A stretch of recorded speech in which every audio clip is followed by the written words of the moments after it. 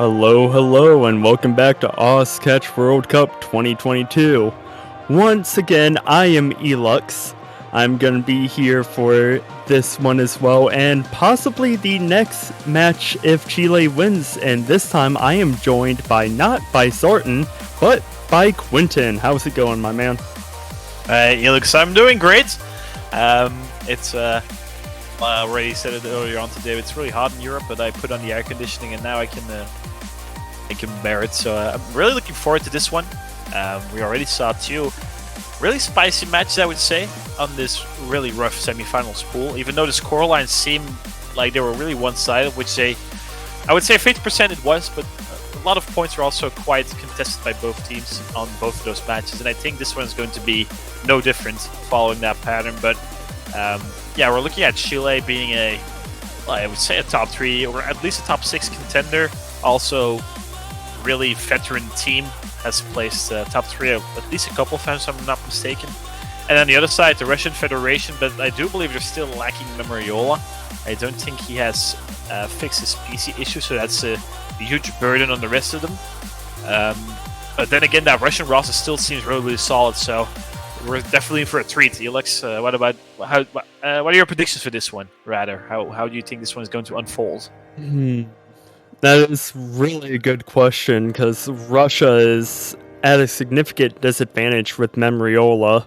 They're not going to be able to get as much substitutions out as they would like, whereas the Chilean roster has quite the number advantage just in members alone, so they'll be able to mix up and adjust a lot better with those different approach rate maps. I would say about a 7-1 favor in Chile.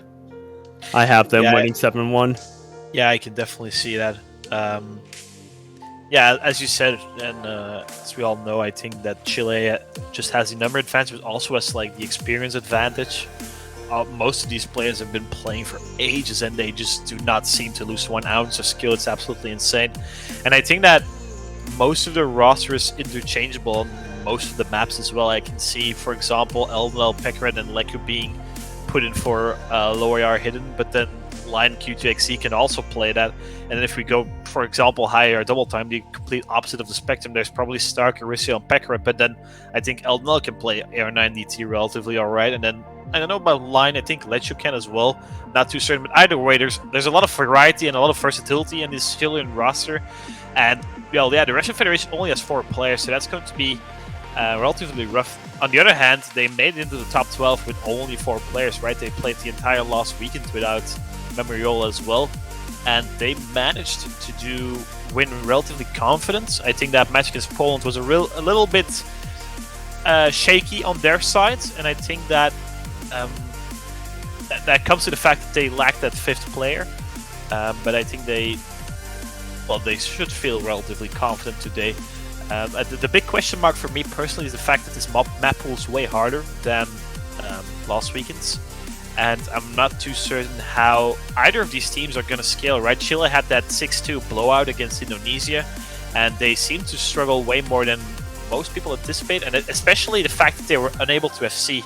I think they had a lot of 1 or 2 misses, but they were unable to FC maps, which kind of points to some nervousness or something on their side. So that's something to look at for Chile. But on the other side, Russian Federation, yeah, they have to fill in that third player spot. I think Memorial is the most experienced tournament player together with Nelly, and he plays pretty much everything except for, like, I believe, actually even plays hidden. So he plays everything. So having to fill it in with Fafara and Insomnia, I'm not too certain how that will work out for them, especially on these more difficult maps. We'll have to see. We're trying to get everything set up, and then we can start rolling, picking, banning, and all the shenanigans that follow after that. But I'm definitely looking forward to this one. You happen to know what time the Chile-Indonesia match was that for Chile? I believe it was 16 UTC. So I remember thinking to myself, wow, Indonesia's playing this one relatively late. I think it was 11 p.m. for Indonesia. But it was, I think, 16 UTC or 8 or even 18. Actually, 18 UTC is like 2-8. No, it's not. It was 16 UTC, yeah. Okay. Maybe Chile is just not comfortable with playing earlier matches. Who knows? That could have been played a huge factor in with that Indonesian loss. Definitely. This one is 19 UTC. That's already 3 hours later. For Russia, it's already 10 p.m. I do believe so. On the later side, I'm not too certain. Well, there are individuals that prefer to play at later times.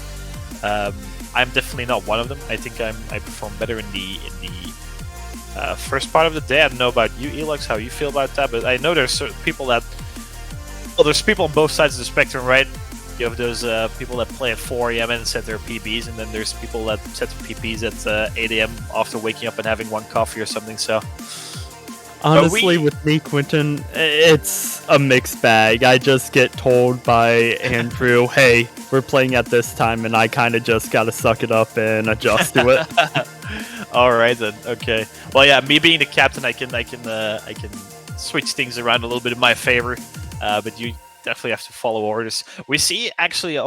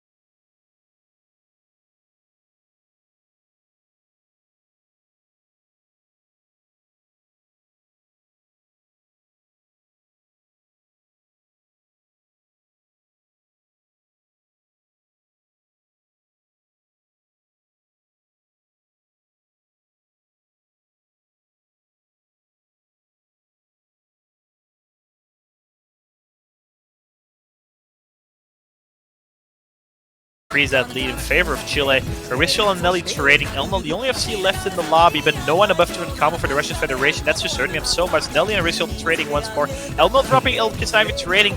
Stark versus Fafar right now. Fafar and only Stark with any combo. So a 5-way miss actually in the a little harder part. So once again, a Chilean player keeping combo, and it's already a 200,000 score difference, which is massive, right, Helix?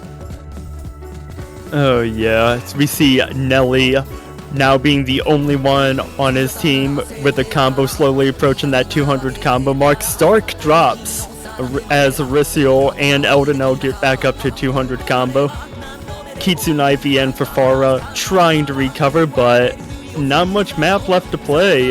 We'd have to see a complete collapse and throw from Chile in order to see a Russian coming out on top here. Yeah, we see 6 miss, so a complete reset on the board, and that's just in favor of Chile, right? Stabilizing that score difference to around 300,000 points. And given how little map is left, I do not think there's any comment. There's a double miss coming in against him. Triple miss actually coming in once again from the Russian Federation. They're clearly struggling on their own pick, which is not a good thing to see. Double miss coming from Chile. Only Arisial holding on to any combo right now. Definitely, actually, Elmo being the MVP currently with slightly, actually, I think Arisial just overtook him in this end section due to the fact that he held on to combo. That's a clear victory, a clear breakpoint from Chile on this double time 4-pick, and that's a 370,000 score difference, which is a massive. That is quite the score difference. Yeah, definitely. That is not the start Russia wanted. Arisial being the MVP in the lobby, beating out Elno's teammate by a small margin, and then Stark being a clear third, and the Russian players just sadly struggling a lot more than they anticipated, I do believe, and this pick completely backfiring. But it's a best of 13, it's a marathon, not a sprint.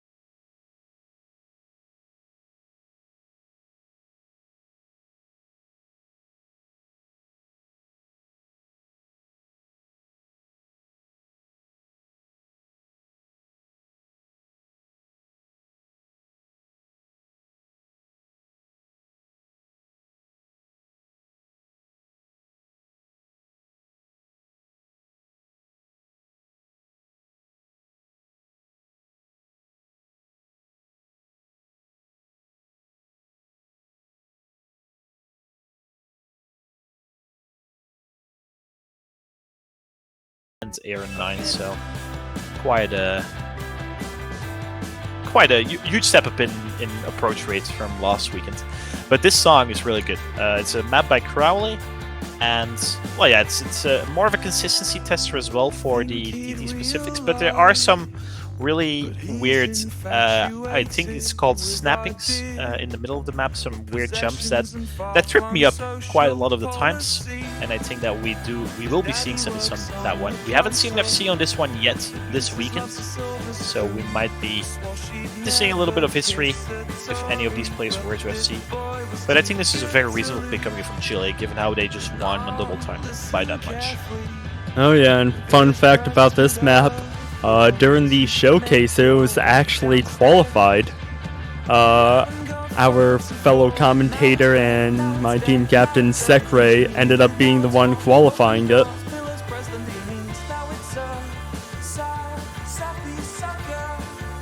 Saw it as well. I think there's currently one DTFC from one of the South Korean players on the leaderboard. Yeah, once again, not to start Russia 1, but this is probably also something they would fancy as a pick, given how it's kind of similar to that DT4. Even though their DT4 performance was not as good as they expected, there could have been nerves or just a one-off, and then I think this is still something they would fancy. They could have even knocked out their their other map that they didn't feel quite comfortable on as their first pick, so that way they don't have to worry about it down the line as well. Yeah, that's also a strategy. It's not one I completely agree with myself. I think that it's... Well, I could see it working out, but...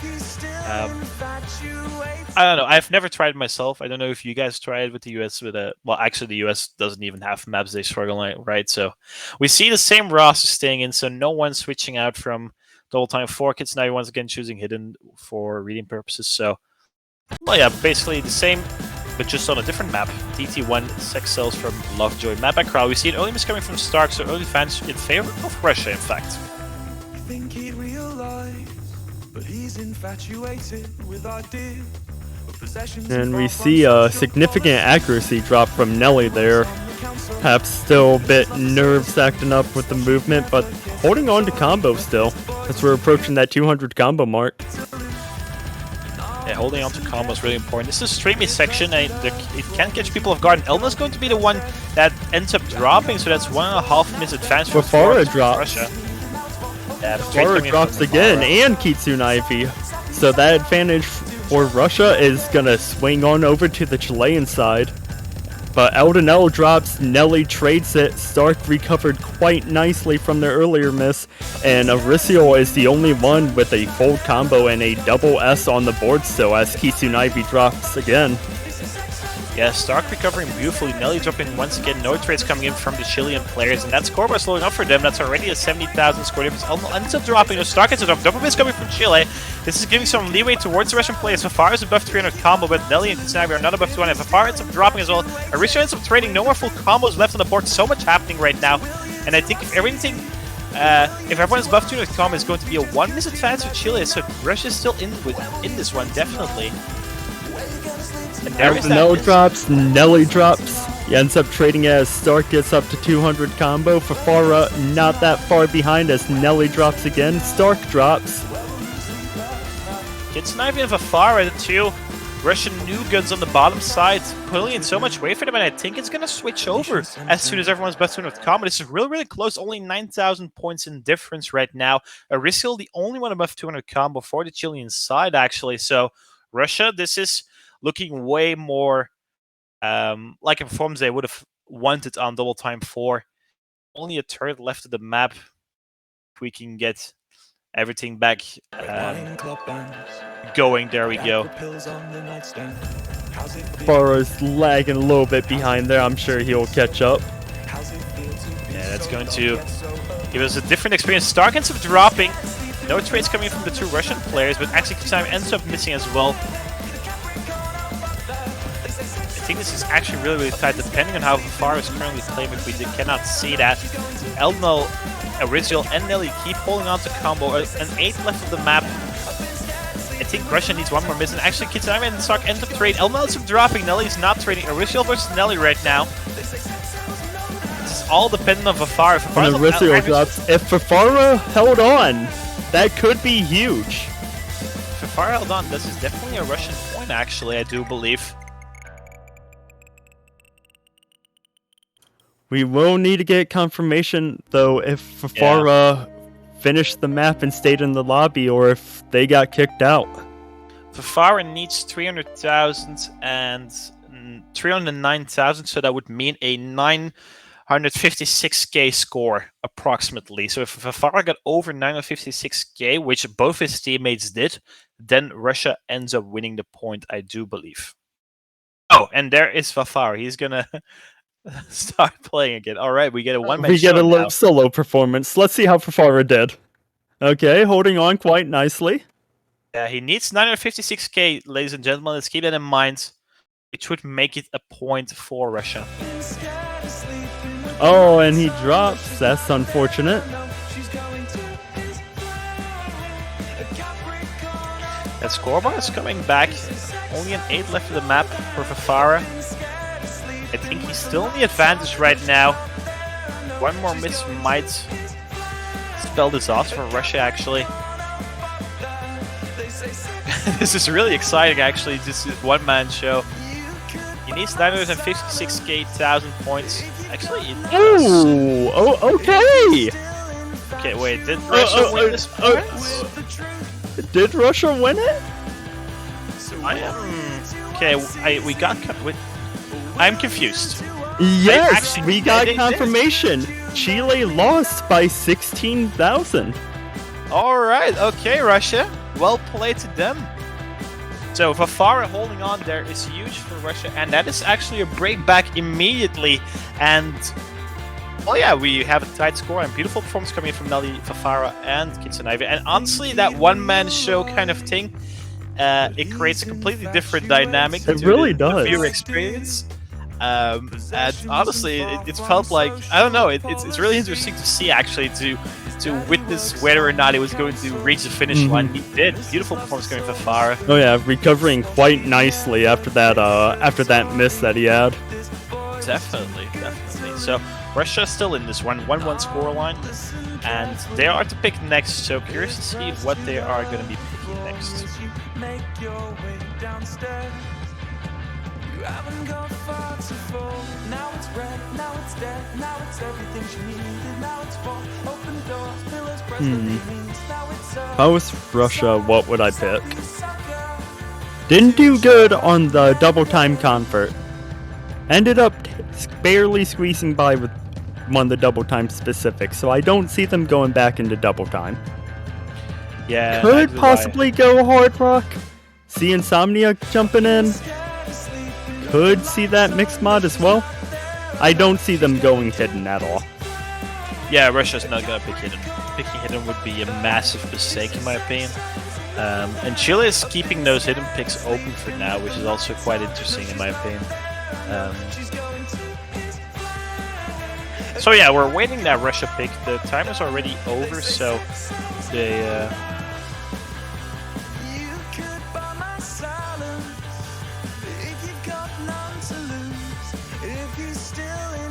Russia definitely just end up taking their time.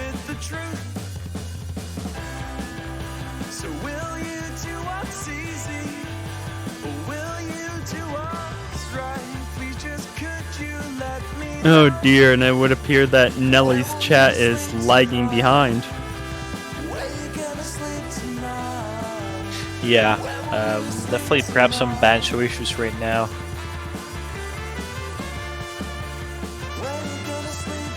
Curious to see where we would take this. Yeah, I mean, either way. Oh, sorry. Go ahead, Elix. I was gonna say it is interesting here if it's if the Russian side is lagging. That would make it kind of thought-provoking. Just see how they'll go about this. Definitely, and we see Nomad 1 getting picked. So okay. They do stay away from that. They picked Nomad 1 from Discord. So it is a banjo issue on the Russian side with chats. So they might end up having all their picks done via Discord from now on. Yeah, definitely. Into that moment. So Nomad 1 getting picked, which is a reasonable pick. I already highlighted. I found it a little bit weird that Chile did not ban Nomad 1 instead of Nomad 3, and it might bite them back with this pick from Russia. So beautiful pick coming from Russia, I do believe. We see Nelly and Vafara. Kitsunaive is definitely going to be the third player. Insomnia is not a Nomad player. On the other side, we see Elnel, Stark, and Arisa. I do assume that Stark will be switching out for well, I would say Pekret, but I'm not too certain if Pekret is actually here. But we'll have to see about that as well. About the map, it's 3 minutes and 20 in length. It's a Rockman map, which already spells, which already sounds really rough. But it's the first 5-minute combo is relatively easy, and then it takes off, and it is just wiggle heaven or wiggle hell, depending on how much you like your wiggles. We saw a triple FC actually coming in the France vs Germany match, which 2 FCs coming in from France and 1 from Germany. So I do assume we will be seeing at least 1 or 2 FCs in this lobby as well. Definitely, given how Nelly, for example, is a beautiful Nomad player, but on the other side, Eldenel as well, and Arisol, I do believe, also really good at Nomad. So yeah, we see Vafara and Kitsunaive stepping back in as expected, and well, no changes just yet for the Chilean roster, which is interesting.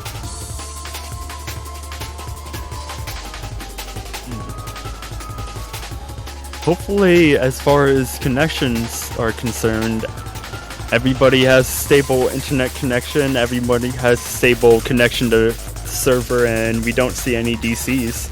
Quite unfortunate that we have to see this, but it's not a World Cup without a few server issues every now and then. Yeah, definitely. And I mean, internet issues can always arise. It just happens, sadly.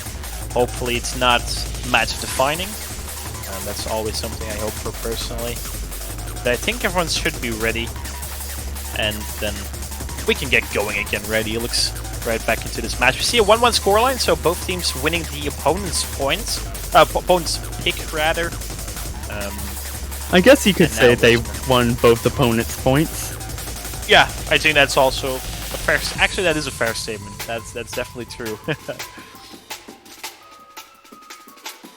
Could be that Stark. It's somewhat laggy. We'll have to see about that. I think Nomad 1 is going to be really, really close, actually. I think... I wouldn't say it's Russia favorite, but I wouldn't say it's Chile favorite either. It's... as I said, it's really wiggle heavy, and I'm not too familiar with these players' wiggle skills. And perhaps Stark on the Chilean side's lagging. Sorry to cut you off there. No worries. I was about to comment on the fact that it is just constantly pretty much the same pattern, like variations of it. If you can't catch it, then you're going to struggle all the entire map. So it's really important that all these players are familiar with wiggles, right? And with this map. And we see Stark actually getting kicked and getting back at it. So it might be some lag issues, which happens. Yeah. But it does take us some time to well, it could help your team. If you're feeling kind of nervous, a little break always helps, in my opinion. So it's interesting though, because according to his teammates, apparently he's still playing double time 1, at least according to the server. Yeah, I think Chile might have to look for a replacement. Or to restart his client and then come back as well. Yeah.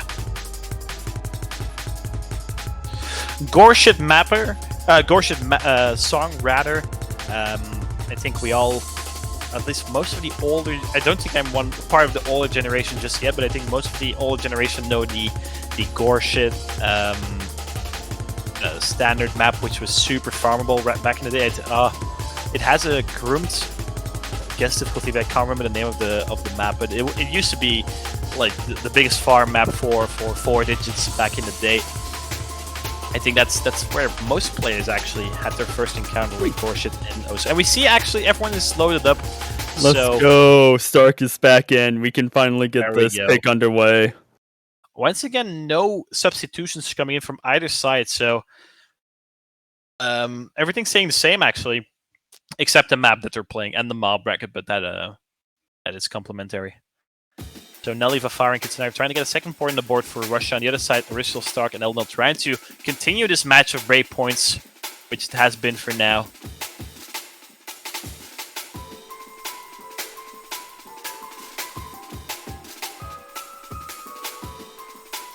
Yeah, the beginning section of this map is relatively easy. A slow build-up, and then it gets to a really, really, really long slider.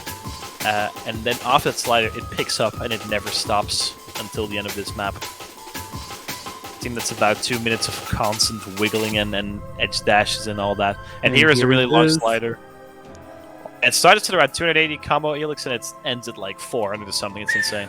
That is a long slider. We see slight accuracy drop from Eldenel. So that's going to give Russia a couple point advantage, but nothing significant, as I do not see all 6 players maintaining this. Yeah, now comes the hard part after the slider.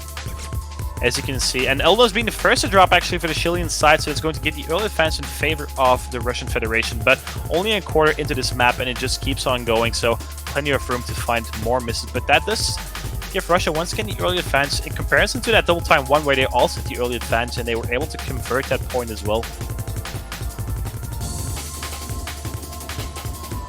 Odono getting back up to that 200 combo mark, recovering quite nicely, and as soon as he does, Kitsunaivi drops, so that is going to trade misses. Yeah, that should tie things up. A Stark dropping Dark. once again. A 1 miss advantage in favor Nelly of Russia. trades it. Stark misses a second time. That's a slight advantage in favor of Russia. And Vafara actually being the only one to hold on to an FC for their side. The new player, Elmel ends up dropping once again. Aricio the only one on Chile's side with a full combo, holding on to that double S. Stark drop. Kitsunaivi drops. Fafara holding on to that full combo for Russia. Yeah, Vafara and Aricio both above 1,000 combo right now. Fafara ends up dropping, and that's used for Chile, actually. No full combos left for the Russian Federation. This is going to get really tight, actually. And Nelly ends up dropping as well. Double miss coming in from the Russian Federation. Eldnell, Aricio, and Stark end up not trading. Aricio still holding on to the double S, actually. So, beautiful performance, and there it is. Chile is in front right now. Kitsunaivi drops, and that is going to continue building that score advantage for Chile. But Aricio finally loses the full combo, held on strong there for almost the entire map, but drops in the final quarter. Yeah, we see double miss coming from Chile, only one traded by Russia. And actually, that's going to switch things, I do believe. Nelly drop! Eldenel and Kitsunaivi above 200. Kitsunaivi ends up dropping. Eldenel, the only above 200. That's giving Chile a slight buffer. There's an 8 left on the map. Stark ends up dropping. Aricio drops, hold on! We are in the slower section of the map. It's the end. Is there enough time for Russia to come back from this? They do have the combo advantage, I do believe. Nelly is getting above 200 combo. It's getting really close in the end. About 10,000 points in difference. But is there enough time for the Russian Federation? Do not think there is, actually. It's slowly inching. But there is not enough. 6,000 points. Eldenel actually only with a 2 miss, being the first to drop from all players, but held on beautifully, and that is the difference maker for Chile. Once again, another breakpoint, 2-1 scoreline in favor of Chile. But wow, Alex, this one was really close as we anticipated. Oh yeah, talk about winning that one by the skin of your teeth. 6,000 points. Definitely, and it's been really close actually. DT1 was also 16k only, so less than a miss separating these two teams for now.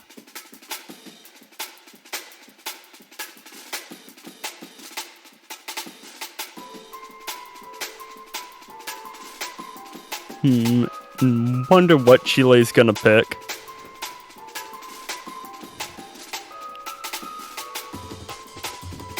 Don't know if they'd feel comfortable going for that DT2 specific since they lost double time 1, albeit it was a slight score advantage for Russia to win that one.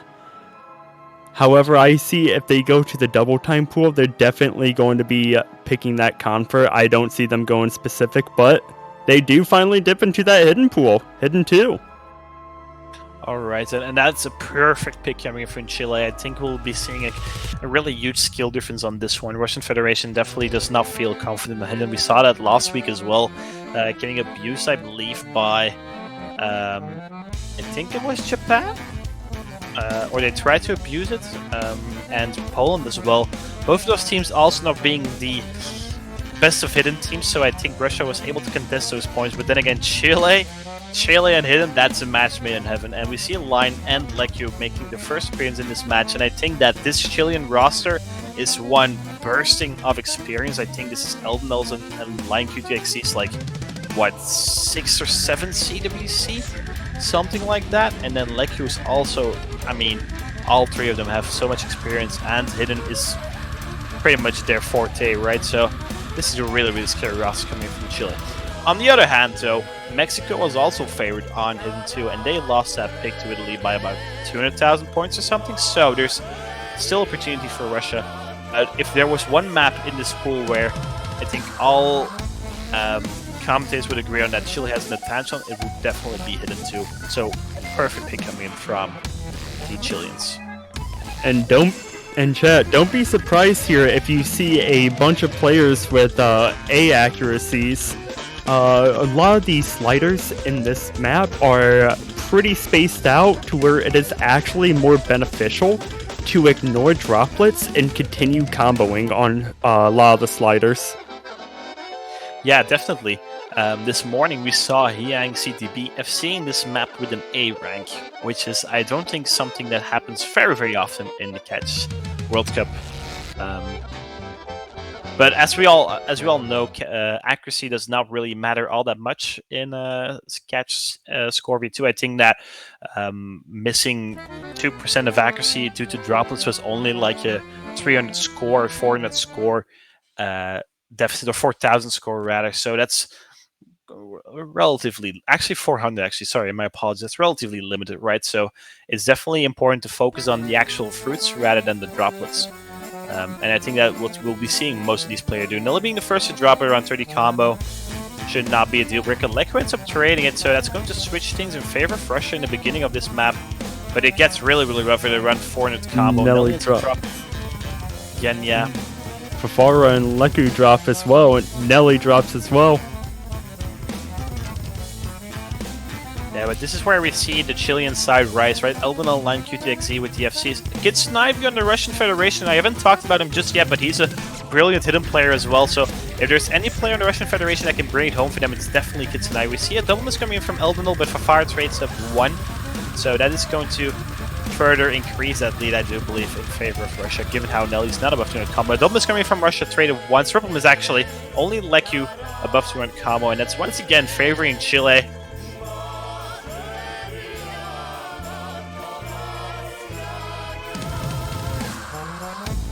Leku and Fafara trading drops there, line drops.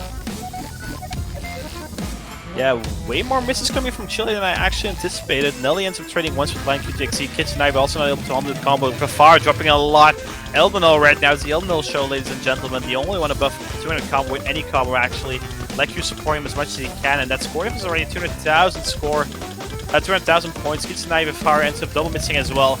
Nelly ends up missing a lot. Actually, we see so many misses coming. Elna dropping once again also, so no combos on this board. Complete reset, but the damage has been done right. It's a huge buffer in favor of Chile, actually. And there's those sliders I was talking about earlier. A bunch of wacky sliders where it is more beneficial if you do not trust your movement to go for the combo rather than droplets, as we see Fafara dropping there.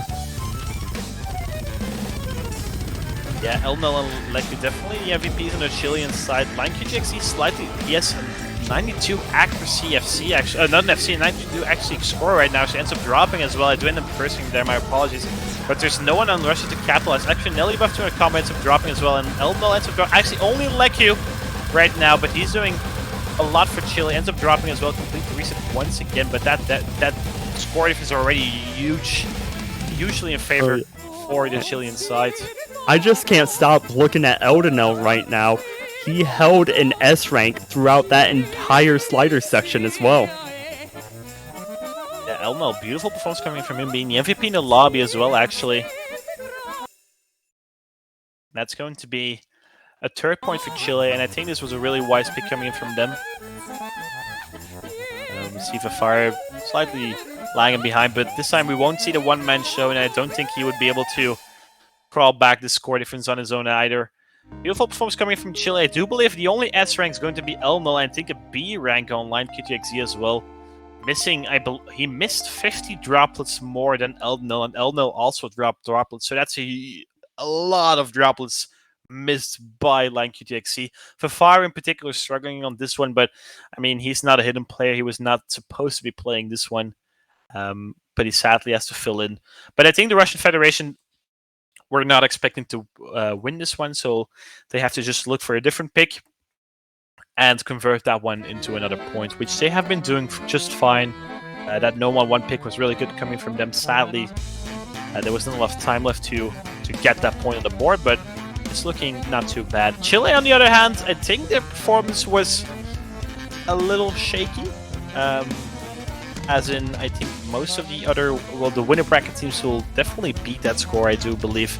Elix, you being one of those hidden brackets, winner bracket teams, do you think USA, actually, it's perhaps too much information that you would disclose just a little too much information there. Yeah, I'll definitely let you know in DMs, but not on stream. Right. But we see Russia going back to Nomad, choosing Nomad 2. They saw that they were close with taking a point from Nomad 1.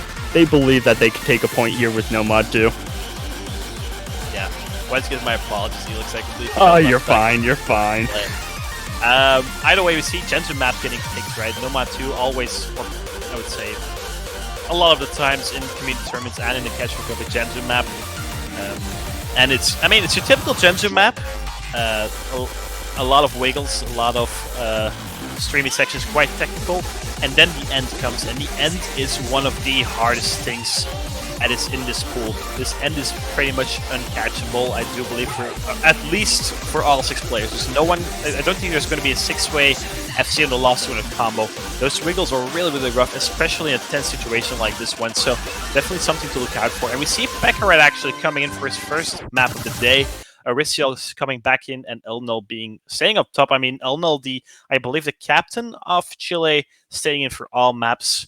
Their most all-around player. On the other hand, we see Nully, Fafar, and Kitsunavi. I mean, I don't think we'll be seeing Insomnia unless DT2 gets picked. And even then, I'm not sure if Insomnia is even here. So, 3-man roster for Russia right now. And Nelly drops early on here.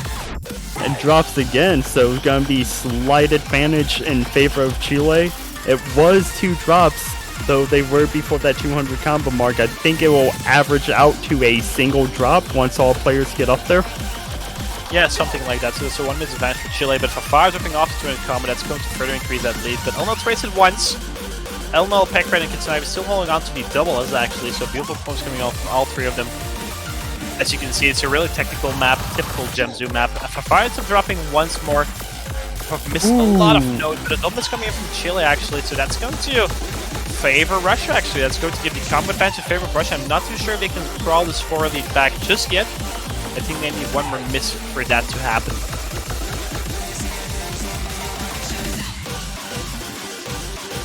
Pekaret still holding on to the double. Let's get Ivy on the Russian side as well. Beautiful points coming from both of them. Nelly on the 1 is actually, as soon as I say it, Nelly ends up dropping though. No trades coming in from Chile. And that's going to further increase that score difference. And let's keep in mind the ending is really, really hard. So you want to be in front before the ending actually. So Chile is doing a really good job in doing that. Nelly starting to recover up to 200 combo nicely, but drops as soon as I say that. I'm sorry, Nelly, I cursed you. Fafara drops, Kitsune Ivy drops, Peko Rat drops.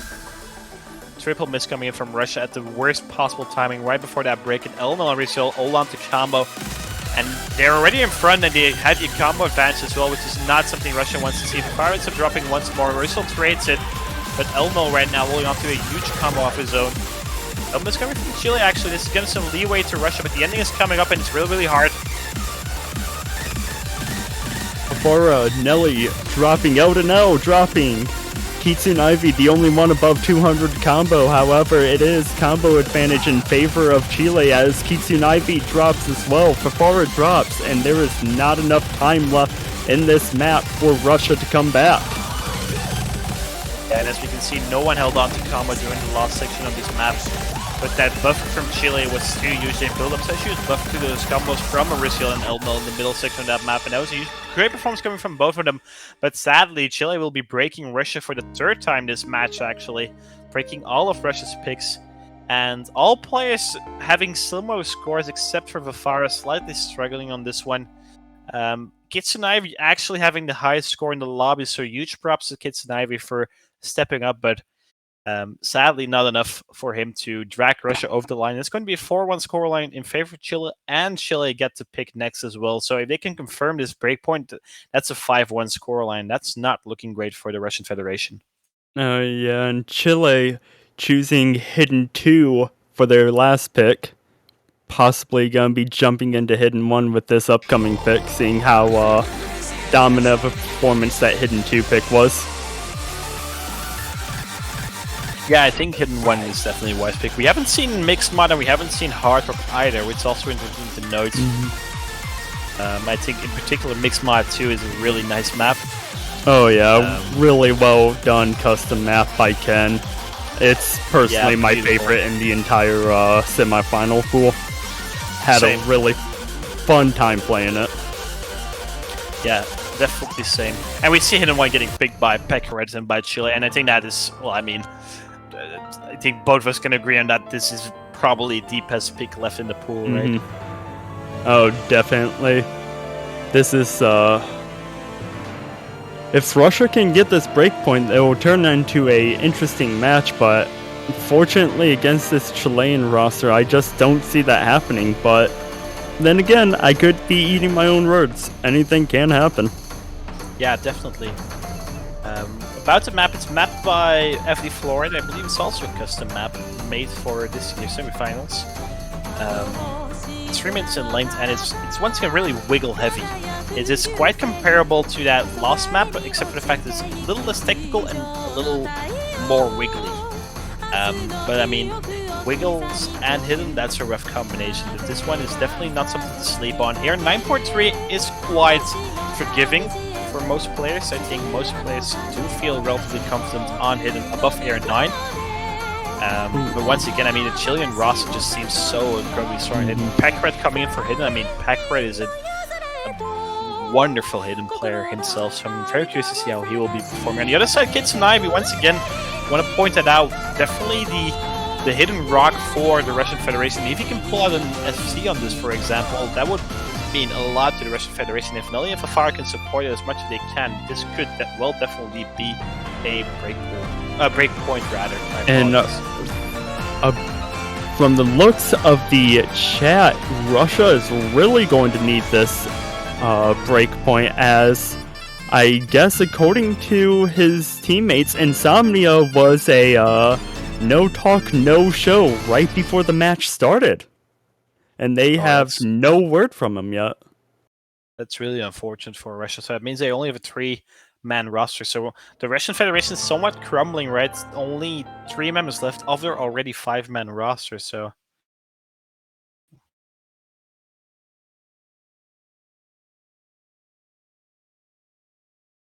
and we are going into one picked by Chile, mad by FD Florida. We see Eldenal staying once again in for Chile, and then Pekred and Leku joining him. And they're facing off Nelly, Fafara, and Kitsun Ivy on Ring Ding Dong, which sounds quite nice to pronounce, actually. Ring Ding Dong, I like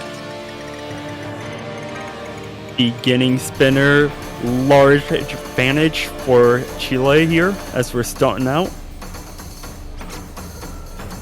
But that advantage is going to go away and swing back over to Chile as Eldenal dropped, but Nelly traded it shortly after. Yeah, the map is 3 minutes in length, so early misses aren't as punishable as on shorter maps. And we see Kitsun Ivy and Eldenal trading once again, actually. I mean, Eldenal trading once again, Kitsun Ivy dropping for the very first time. Fafara, actually Fafara as soon as I say that, but he ends up trading with Eldenal as well. So all 3 Russian players have traded with Eldenal, but Pekred and Leku are pulling in so much score for their team right now, and that's giving Chile a small advantage. Trade coming from Fafara and Pekred once again, but that should not change anything, actually. So I think a 1 miss buffer in favor of Chile. No combos left on the side of Russia. Eldenal, the only one above 100 combo, about to hit 200 combo after this break. Yeah, only a 40,000 score difference. Russia's able to follow along quite nicely in the beginning section of this map, actually. Eldenal dropping once again for Fafara, does end up trading it, actually. So I think this is within reach for the Russian Federation for now. Halfway into this map, I think this is about a 1.5 miss buffer, so they need 2 people to drop. Fafara ends up dropping, though that's not helping the Russian Federation rather. And that's going to further increase its lead in favor of Chile. All 3 players left in the combat. As soon as I say that, Eldenal ends up dropping, though. And that is, well, Fafara ends up trading. We see a lot of miss coming from Eldenal, actually somewhat struggling on this pick. His teammates all Leku drops carrying right now. Nelly trades that drop, so Kitsun Ivy and Pekorat holding on to combos. Leku drops again, Fafara trades it. Fafara dropping again. Kitsun Ivy finally drops. Pekorat, Leku drops. Eldenal drops. Nelly drops. Misses all over the board right now. Yeah, a lot of Nelly ends up dropping wide before the break, which is really unfortunate. He's the only combo on the Russian Federation. That's about a 92,000 score difference, but I think this is not the dominant performance Chile would have won. And actually, Russia's able to follow along. If they can hold up the combos, it's definitely within reach. Leku and Elma will end up double missing there, but a triple miss coming from the Russian Federation is going to spell disaster for them. Pekred holding on is doing huge things for Chile right now. The best score in the lobby by about 60,000 points, so huge performance coming from Pekred on his first map of this match. He ends up dropping though, but finds some trading, and that's already a 100,000 score difference, so the ending part of this map is quite hard, and that's been catching most of the Russian players off guard. No combo on the Russian Federation. Elmo also all a really solid combo right now. Ends up dropping though, but You cursed them, Quentin. Yeah, You cursed them. we've been cursing quite a lot. It looks We actually, really so have. This is I mean, I think we cursed Nelly 3 times in a row on the previous pick as well, so we've not been kind to all of our players, but beautiful performance coming from Chile, actually confirming their pre-point 5-1 scoreline, and honestly, definitely a valiant effort coming from the Russian Federation. Vafara once again somewhat struggling, but as we all know, he's not their main third player for maps like these, so stepping in and still performing, I mean, close to 700,000 score for a non-hidden player is definitely a solid performance coming from Vafara, but sadly, that third player difference is somewhat present right now, but the Russian Federation was able to follow along quite nicely, in my opinion. So definitely something to take away from them for them as well. Oh yeah, but to compete against a player like Pekorat on that map, being the only one with above 900k in the lobby is big shoes to fill, no matter who you are. Definitely, Pekorat coming in quite clutch for the Chilean team. Alright, so Russian Federation, this could be worst case scenario, their very last pick of the match, so they have to think this through, right? Losing this one, losing the next one, it's over for them. Do they go back to Nomad since they don't have Insomnia here? Yeah, I think Hard Rock is somewhat of a risk. Higher double time. I think perhaps if I were them, okay, never mind. I was gonna say a mixed map, but they go for Hard Rock 2. Which is a map made by Noisery, also known as Momo X, and it's a beautiful song, and I think the map plays quite nice, actually. I quite like the map myself. And the song is a banger. Also true. Song is definitely a banger.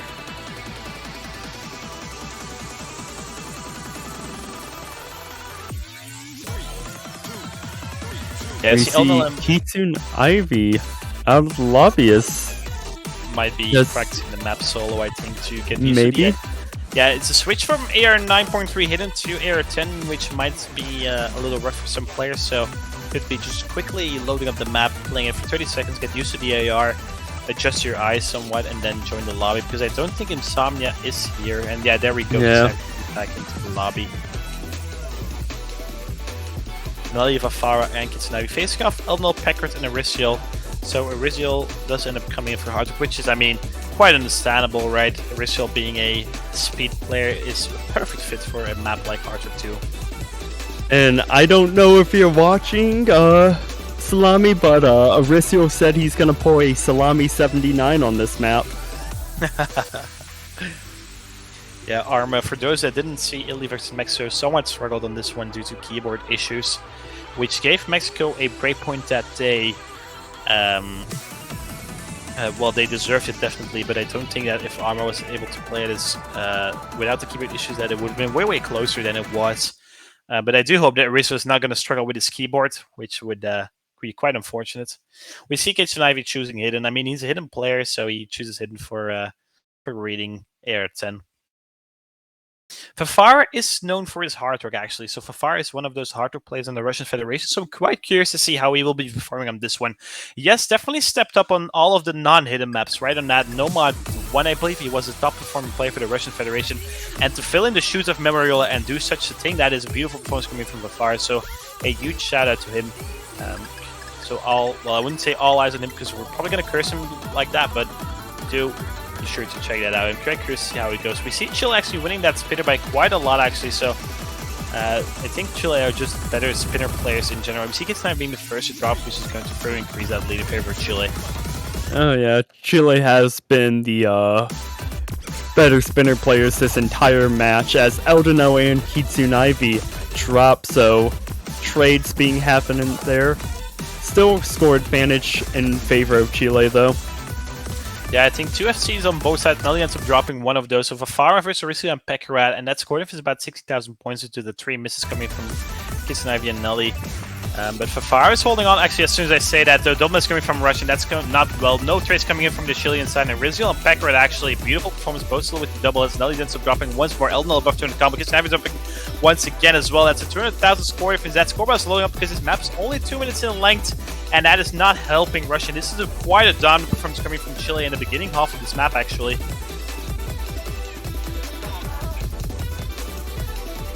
Peko Rat and Erysiel still holding on to that double S so far. We're over halfway through and hitting the break moment in the map.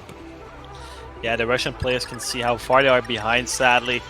And this pick might be backfiring for them. About a turn left, there is still plenty of room for Chile to catch any misses. But the thing is, looking at the performance so far, that seems so unlikely, right? Pekrat and Erysiel on the FC, Elnal on the 1 miss, beautiful performance. Nelly ends up dropping instead, and that's just going to further increase this lead. And I mean, all eyes on the bottom side for Chile. Are they going to be able to get that double FC actually?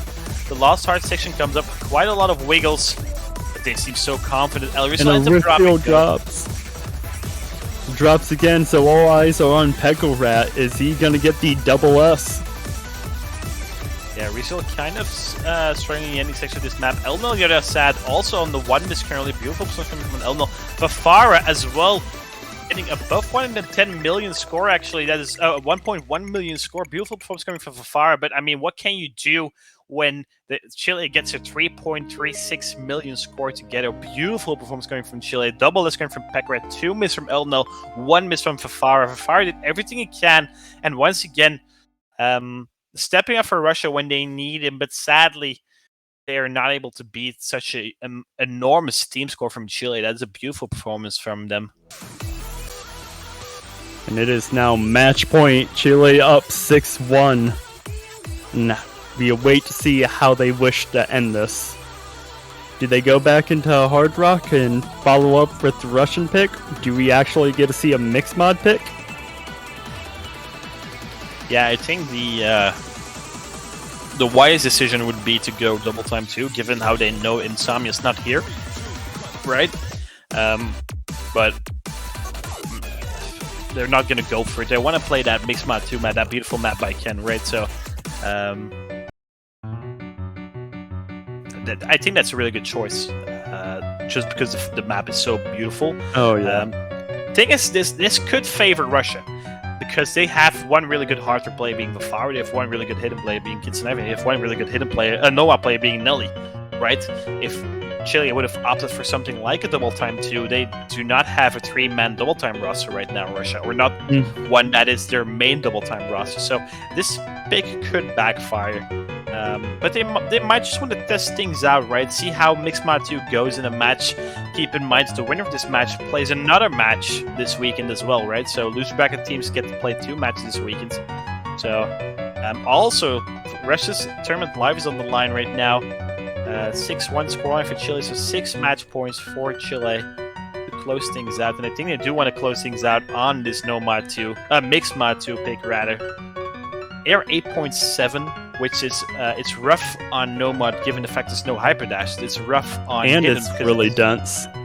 Yeah, and the Air 8.7 is not helping in that sense either. And it's rough on Harzer because you have to be really, really precise on this one.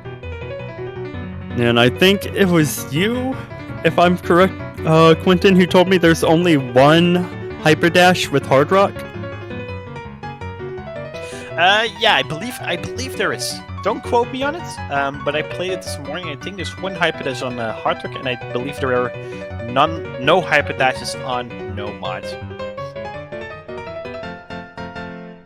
As we said, it's a beautiful map. Huge props to Ken once again. I think this is definitely one of the best maps made for this year's CWC by far, actually. We see Kitsunevi stepping in on the top slot. Most of the times the top slot is used for harder players, but I doubt that Kitsunevi will be the harder player. I think Elnal, actually it might have been switched around a little bit, being Elnal and Kitsunevi being the hidden players, and then Pekrat and Vafara hard rock, and then Nelly and Line being... Okay, never mind, they switch things up. Forget what I said, we'll have to see as soon as they... Alright, no, okay, so Pekrat and Vafara do end up going up top, and they do end up playing hard rock, and then Elnal and Kitsunevi go for the hidden, and then Line and Nelly for the Nomads. Okay, my apologies for that. Our wonderful referee, Leo, having to move everyone around.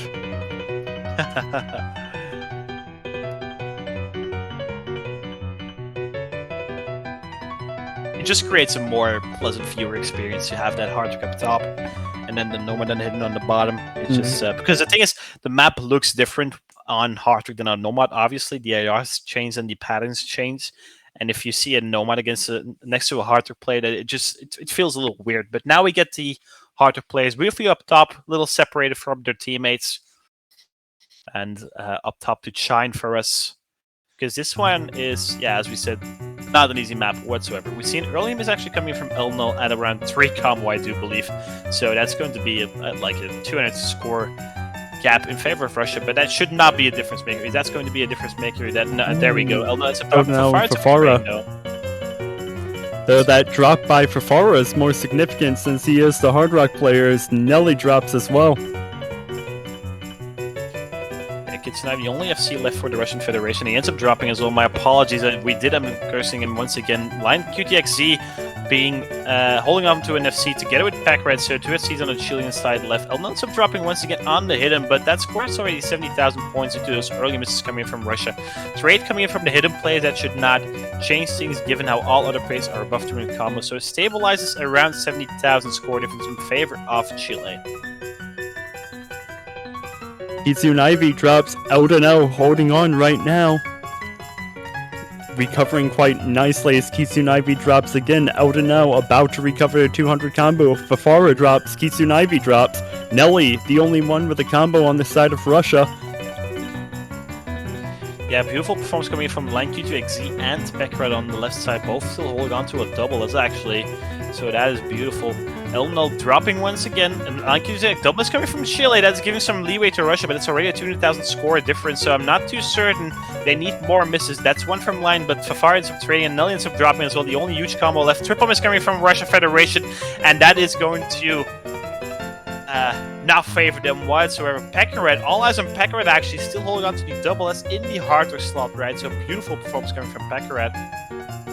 And with not much map left to play and a large score advantage in favor of Chile, that is a GG for Russia. I do believe that Chile will be taking this one home. All eyes on Pekaret actually. Is he able to bring home the FC for Chile? Oh, it does end up dropping. You cursed him at the end! Oh, why? This entire match! We have cursed so many times, it's insane. We have this great power. We have to control it. We can't use it for evil. I'm still new to the commentary, Elix. My apology. I can't control myself. Either way, Chile ends up winning on Mixed Mod 2, and that's a 7-1 scoreline in favor of Chile. So Chile will be advancing forward, guaranteeing themselves of a top 8 finish. On the other side, Russian Federation ends up finishing 9th to 12th. GG well played to both teams. I think the Russian Federation, this was sadly all they could have hoped for, given the fact that they lost 2 of their players during the tournament. So still a competitive performance coming in from them, definitely giving Chile a fight for the victory. Once again, your winners: Elnal, LangQTXZ, Pekret, Stark, Rizal, Lekufak, 35p. I don't think anyone has ever pronounced it that way. My apologies for that. But we will see Chile actually rather continue forward, and they will be facing off against France actually. So France versus Chile will be taking place in about 25 minutes from now. In fact, no rest for the wicked. Chile has to go right back into the lion's den. Yeah, that's some. I'm not sure if they really like this schedule, being the fact that they have to play 2 matches back to back. It could work out, being the fact that you're already warmed up, but it also could kind of drain your stamina some way or another. Either way, once again, I think Elix, both of us can agree, Chile looked really strong. Russia looked relatively strong, given the fact that they only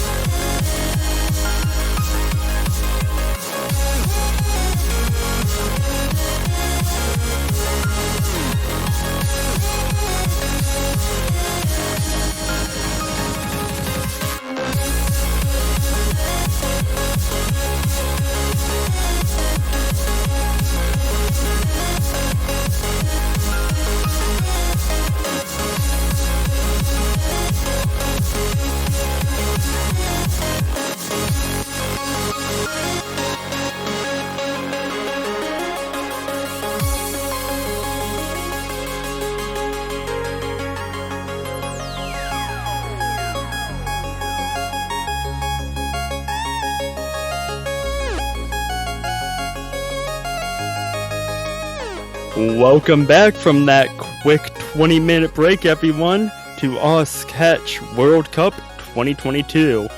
Once again, I am Elux, and joined with me this time is my friend, teammate, and fellow hidden enthusiast, Zach. How's it going, my man? Going alright. How are you doing today? Doing alright. Been casting a couple matches. Looking forward to this one. Chile versus France. It's looking like it's going to be a good one. Two powerhouse teams. Both teams have been looking strong, looking to go far in the tournament, and unfortunately, one of them's going to be knocked out after this.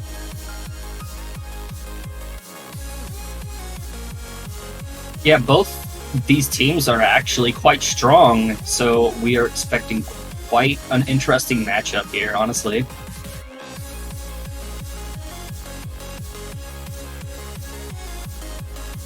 And Chile definitely has their work out for them, though. Having to play back-to-back matches with a against a French roster that is well rested.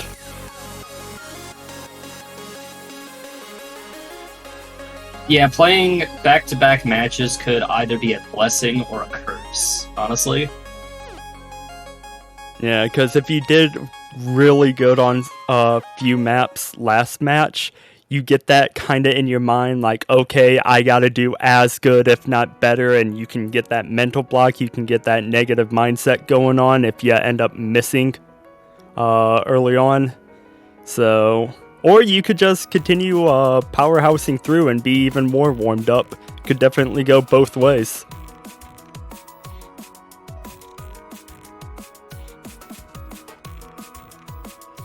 And we await the first ban.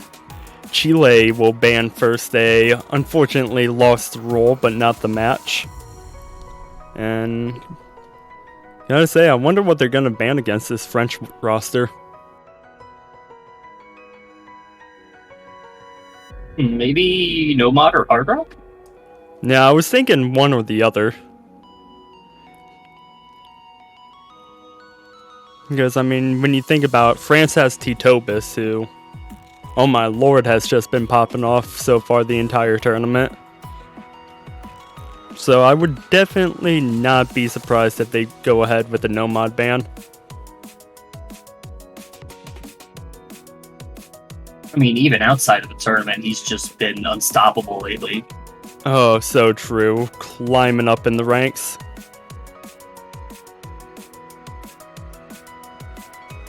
Ooh, okay. They're going to ban Mixed Mod 1 then. And at the same time, request that France does not ban Hidden 3, and there they go! No, and they picked Nomad 2. Hey, the asking France to not ban Hidden 3 was just mind games. They really wanted Hidden 3 to be banned so they don't have to play it, you know? At least I hope. We'll go with that. We'll go with that. It sounds cooler. It hurts less. Agreed. Never like to see the low AR hiddens get banned. I love seeing how people perform on them.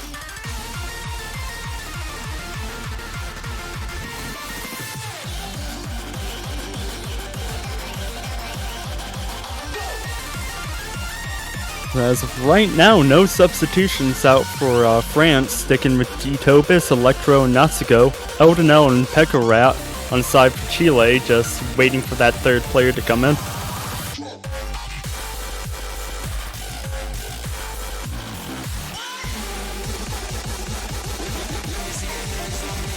And it is going to be a Risiol. Hopefully the Chile can battle the cold. According to Risiol last match, it was getting kind of cold down there. So hopefully things have warmed up for them.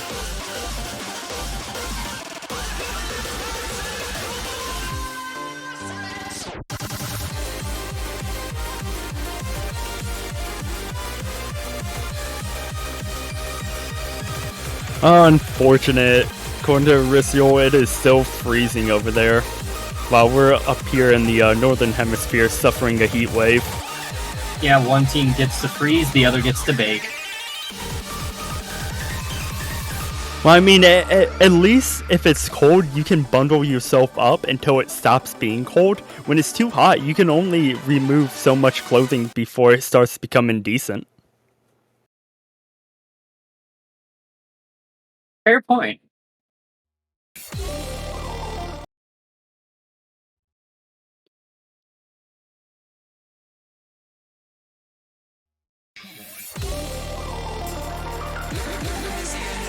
Light lag there on the server side.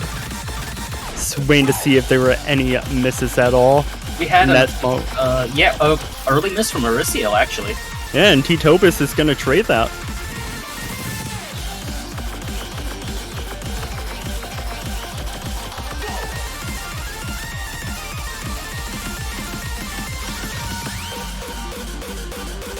Nasco dropping as well. That is going to give Chile early advantage. About a quarter of the map through. And Odino and Oricio are going to drop as soon as Nasigo gets up to 200 combo. That is going to propel that score advantage for France.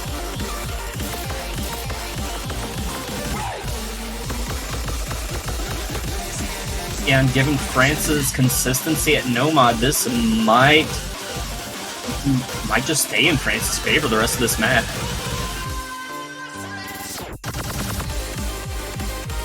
Now it does get harder towards the end, so we will have to see if any players drop or remain comboing as Eldon drops again, traded with Electro.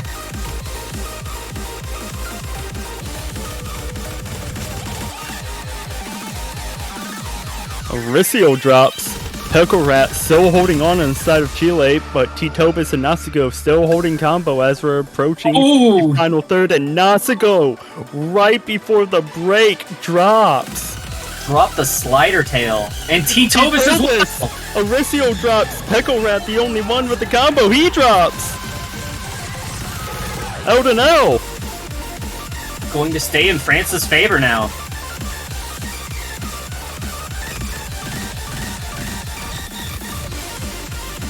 Oricio drops. All French players above 200 combo. Pekorat above 200 combo. Eldon drops. And there is not much map left to play. And with that drop from Eldon and France's consistency, I do believe that's going to be France's point.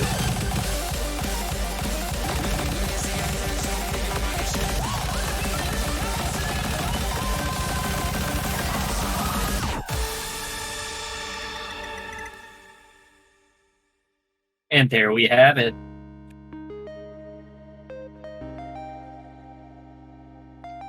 Amazing performance by Pekorat, but unfortunately it just was not enough to propel his team into that point, as we see Nasco and T-Tobis with a 2 and 3 miss, Electro with an 8 miss, all players above 900k.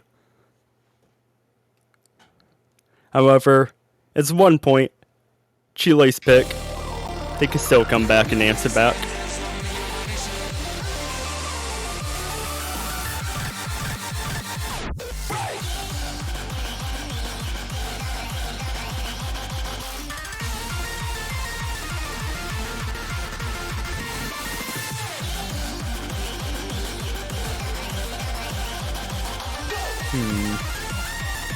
And do Chile go hidden here? Kind of expecting that, honestly. They could always start out like they did last match, go hidden too. And indeed, there you go. Totally not on a script or anything. No, not at all.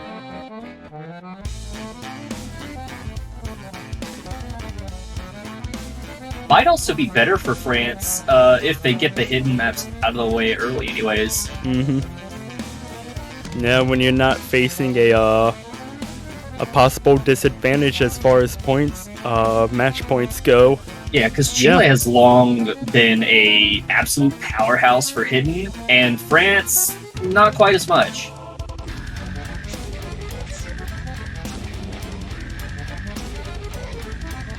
You see Leku coming in on side Chile, substituting Oricio out. we see Hollow and Boros coming in for France, Electro staying in.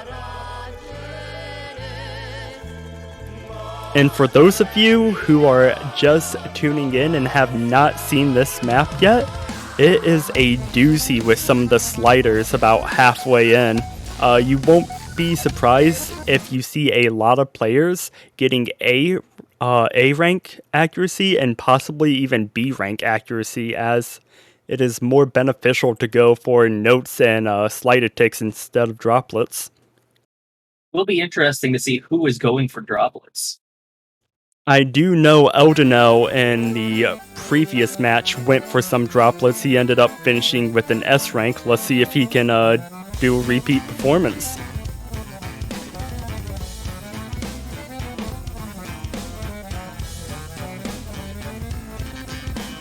We had a slight early miss from Peko Rat, but nothing significant that will affect the match in the long run. But that one is a bit more significant as all players get up to 200 combo mark. Leku ends up dropping. But Electro and Hollow are going to trade that, so Chile has the advantage now.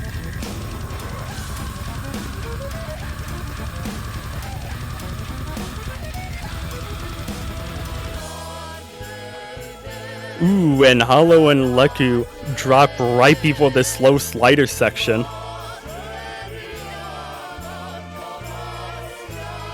And right here, the map's going to start switching it up a bit. Yep. And here come the accuracy tanks soon. Hollow dropping. Eldonel dropping. Hollow trading. Electro dropping. Boros, though. Boros is holding on insanely well. Leku Electro dropping. Boros drops, slightly leaves that stack a bit early. And here's some of the sliders I was talking about earlier.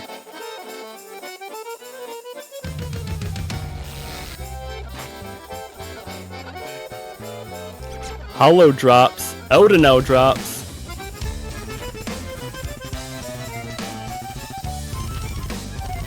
Boros and Electro back up to 200 combo. Electro drops, Boros drops, Leku drops.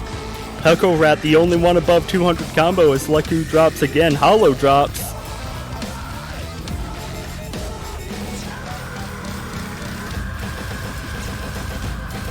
Peko Rat, Eldonel, Electro, Hollow, all dropping. It's Leku first Boros for combo. Leku drops, Boros, the only one above 200 combo now. Yeah, that stream section is just so difficult to stay on. Oh, for real.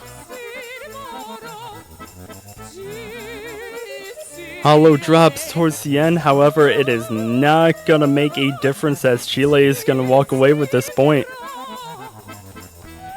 And if it tells especially you, with all of them holding 200 combo. oh yeah, and if it tells you anything about accuracy first combo, Peko Rat ended with a 96.64 accuracy, while Eldonel had an S rank, and Peko Rat was only about 20,000 points behind.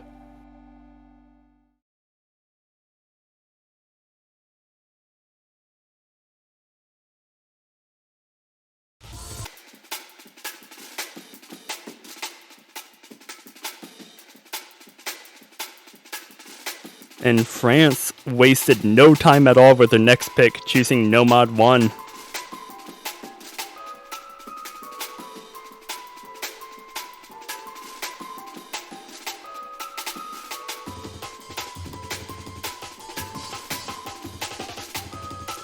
Titobus jumps in, replacing Boros, Evnaxco, Electro on the side of France, Eldonel, Aricio, and Peko Rat on the side of Chile.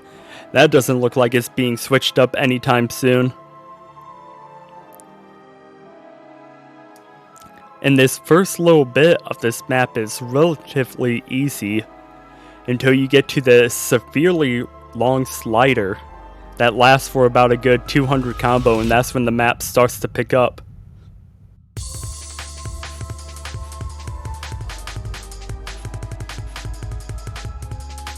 In this house, we love sliders. Yeah, but do you like sliders that last for over 200 combo? Sometimes. Depends on the slider. Yeah. I feel that. Here we go. Chile, France, map 3, Nomad 1, Goreship, Broken Promises.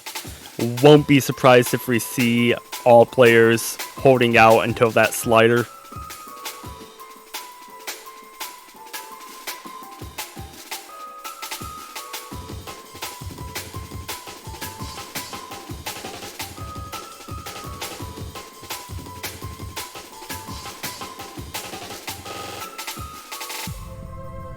And here it is.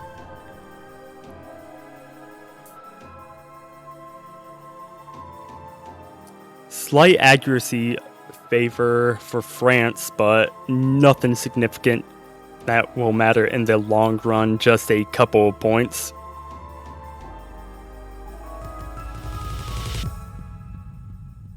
Yeah, no drops so far.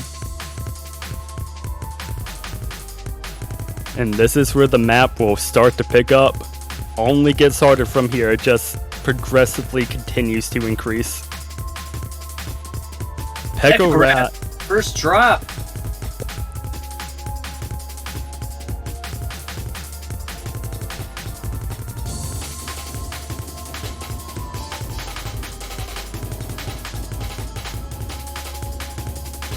All other players holding strong. Peko Rat recovering quite nicely, about to hit 200 combo. There it is. So it is a single drop advantage plus some accuracy for France right now.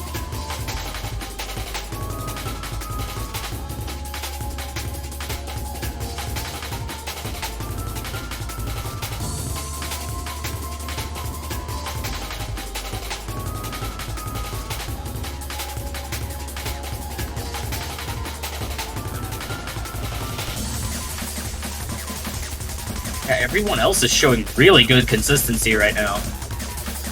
Oh yeah, Peko Rat just with that one drop recovered quite nicely, but there they go. I cursed them. I gotta stop cursing. I got you. You take over, Sec. I'm cursing too much. I do my fair share of cursing as well. I mean, everyone on France is still holding an FC. Yeah. Aricio dropping though. Peko Rat recovering up to 200 combo. Eldeno still holding on. But they need to see a triple miss from France here if they want to get back into this pick. Yeah, and France just does not seem to want to give them even one.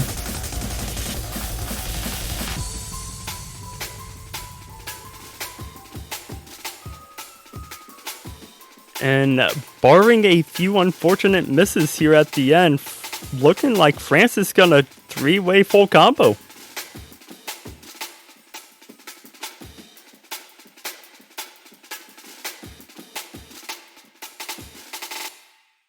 With And both indeed they Electro are. and Titobas getting an SS. A near perfect performance for that entire French roster. See only 3 droplet misses from Nasco. Other than that, full combos across the board for them. Eldeno, full comboing on the side of Chile. Tried to keep his team in it, but just a few unfortunate drops there towards the end sealed the deal.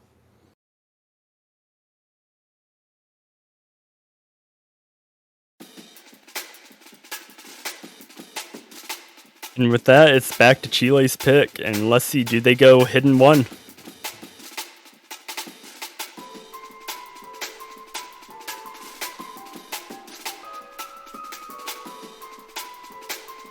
Ooh, they're gonna go Mix Mod 3. They had their low AR hidden banned. However, they're going the low AR Mix Mod Corporal Tunnel Afterlight. Coming they in will at not be denied their low AR. Oh yeah, coming in at an approach rate of 7.5. Bit higher on the CS though, coming at 5.3, but man, Zach, a 3-way full combo for France. That points alone, that is a huge mental win right there.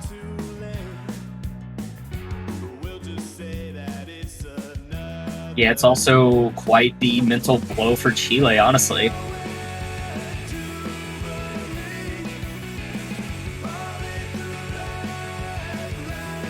We see Aricio dropping out. Have Boros, Hollow, T-Topus for France, Pecorat, Eldonel, and Line jumps in for Chile. Now we wait to see if they are all in the proper slots or if our referee will force them.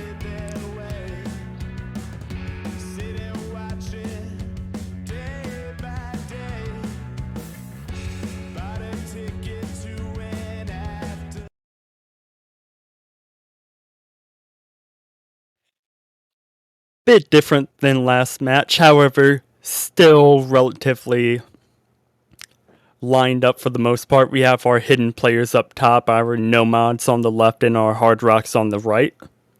So a thing with the Mix mod if you are new. So Mix mod is new to Catch this year, where one player on each team uses Hard Rock, Hidden, and No mod. It's a bit different than Free mod, however it's kind of the same concept. Rob's coming in from Eldonel Boros early on. Boros drops again.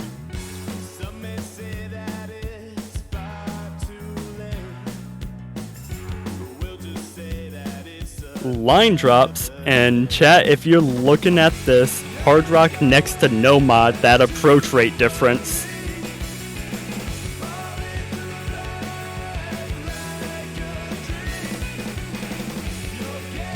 Yeah, the difference honestly makes it a little hard to keep track of sometimes. Oh, yeah. Miss from Boros.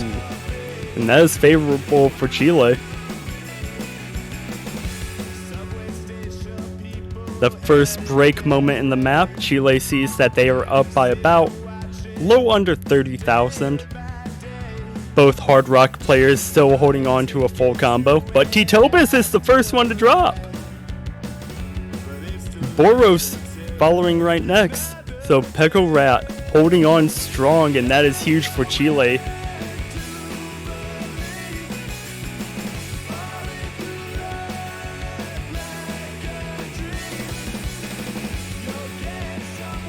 T-Topus dropping again. Boros dropping as well.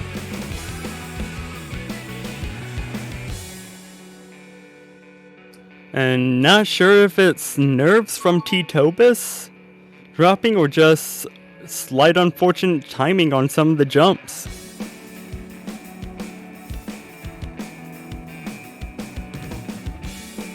Boros dropping, and that score advantage is going to continue building for Chile. Boros drops again, and Chile is about to run away with this. Eldonel, Pecorat, T-Topus dropping. Line and Hollow still holding on strong. Pecorat, Boros, T-Topus dropping before the spinner. Yeah, once you start missing on a map like this, it can be hard to stop.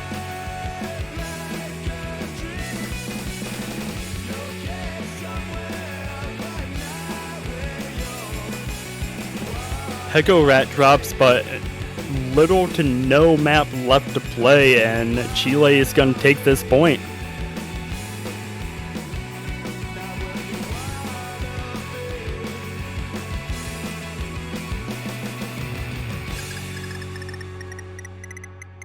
And Boros drops at the end there.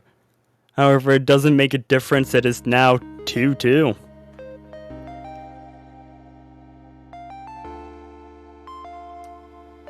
Amazing performance coming in by Line with the one miss. However, Pecorat is going to steal away the MVP due to the Hard Rock score multiplier.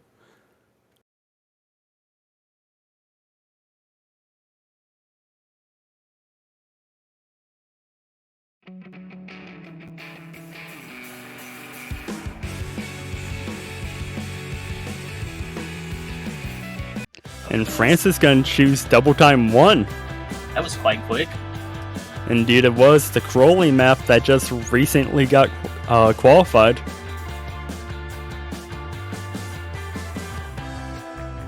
You think he'd realize, but he's infatuated with ideas of Oh dear, and apparently Pego Rat's hands are red. It's not from the cold, is it?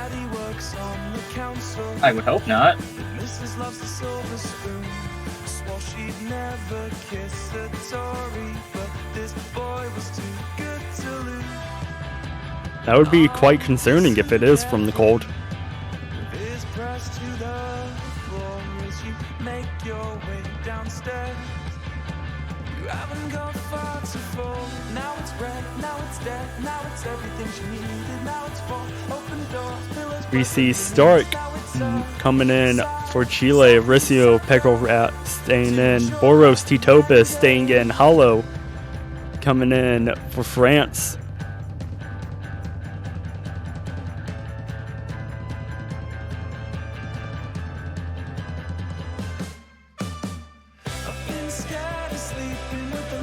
I wonder if anyone is going to choose that hidden modifier for this, or if they're just gonna read it default double time. And there is one from Pego Rat. If you are new to catch, as I've seen a few people so far today being new to catch, the hidden modifier is a flat one-time score multiplier. It does not change score at all. It is purely for player preference on how they want to read the map with hard rock and double time rules. Think he realized, but he's infatuated with ideas of possessions and far-flung social policy. By the way, we had a very early miss from Pekka Rat. Indeed we did. Slight early miss as everyone else gets up to 200 combo. Shouldn't matter much in the long run unless everybody decides to play out of their mind and full combo this. Titobis drops though, that one is a more significant miss. And so far this weekend, we have not seen a player full combo this map as Hollow and Pekka Rat both trade misses there.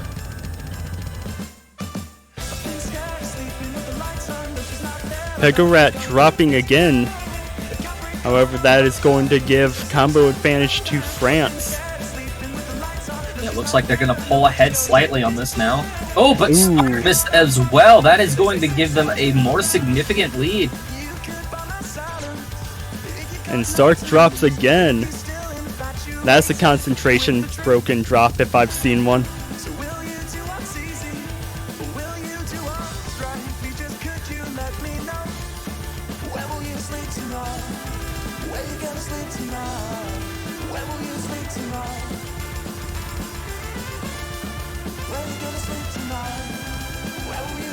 Stark recovering up to 200 combo. Full combo for Aricio and Boros, one each as Hollow drops right before the break too. So Chile see that although France have the lead, they are not out of it yet.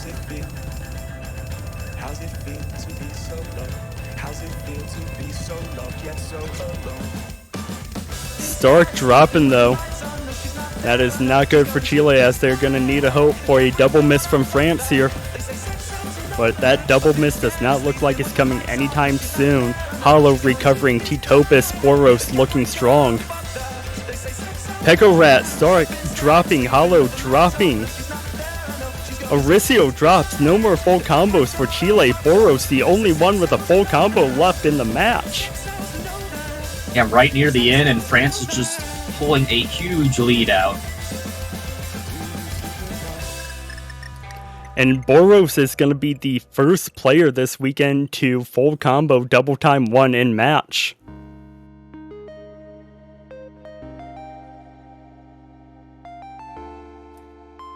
France take it 3-2.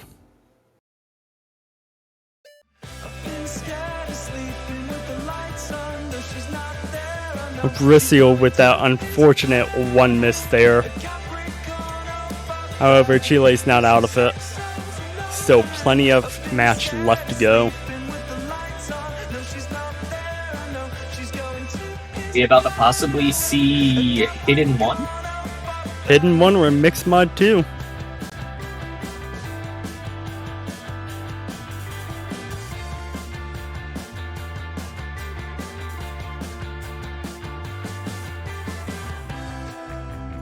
think he'd realize, but he's infatuated with ideas of possessions and far-flung social policy.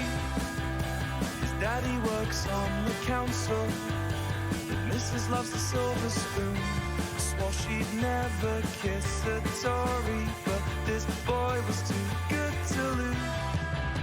And now listen carefully, with his press to the And Chile taking their time figuring out what they want to do with this next pick. Like I said, I won't be surprised if they go either Hidden 1 or Mixed Mod 2 here.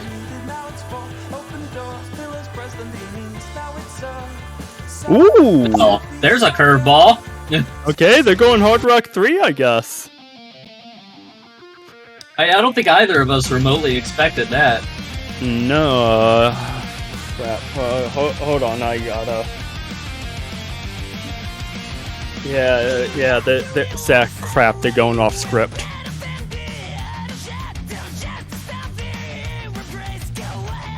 We're gonna have to improvise this.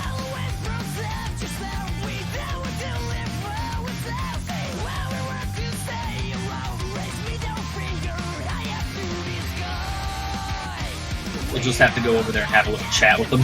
Oh yeah. So makes for an interesting match. Stark, Aricio, Pickle Rat staying in for Chile, Titobus, Boros staying in for France, waiting for that third player slot to fill in.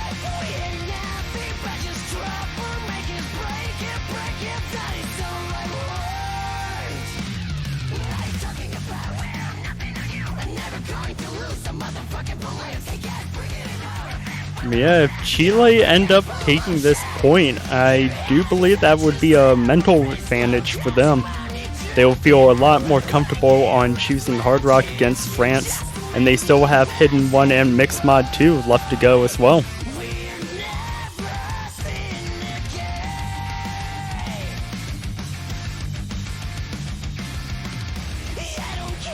On the other hand, if France manages to win this, that would be the first break point of the match as well. That is true, as we see No Life coming in for France. So all players in the lobby, Stark, Aricio, Pickle Rat for Chile, Boros, Titobus, No Life for France.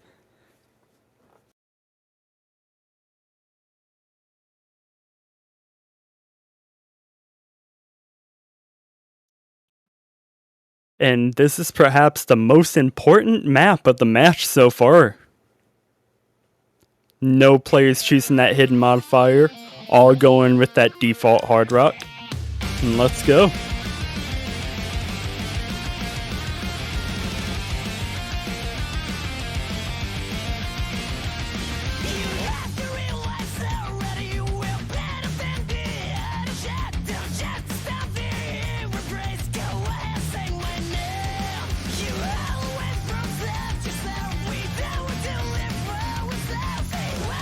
Broaching the first 200 combo mark. And Titobus is the first to drop on the side of France. That is going to give Chile the score advantage.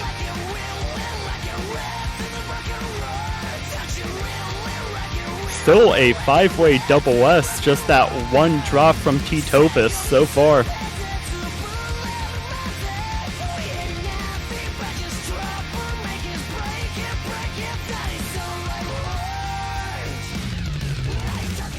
Titobus recovers the 200 combo, and as soon as he does, Boros drops.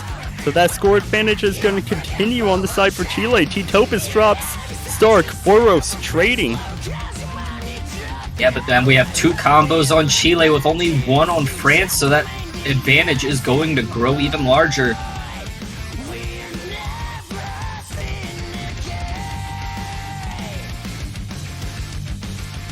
Halfway through the map, and so far the curveball pick is paying dividends for Chile. Titobus dropping, Stark trading, No Life dropping, no more full combos on the side of France. Boros the only one with a combo for them. Titobus drops, Pickle Rat, Stark dropping, Aricio the only one with a full combo left in the lobby, battling against Boros to maintain combo as No Life drops.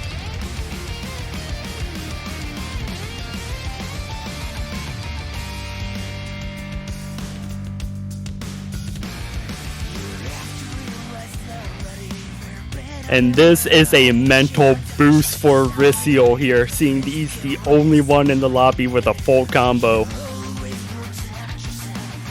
And seeing the strong lead that they have right now.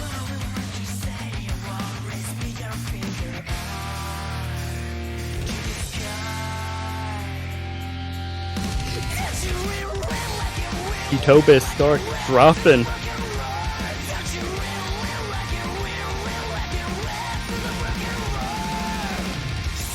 Ooh, Risiel finally broke his combo.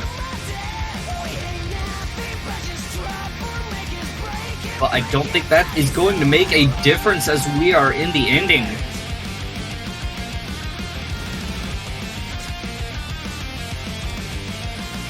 Dark no life dropping at the end, however it does not make a difference.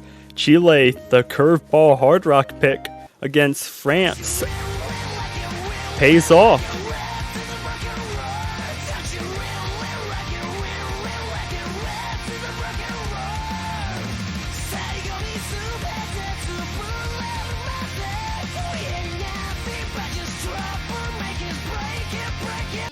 So that's going to make this match a bit more interesting, Zach. Chile have to be feeling a lot more confident on Hard Rock now. Oh yeah, definitely.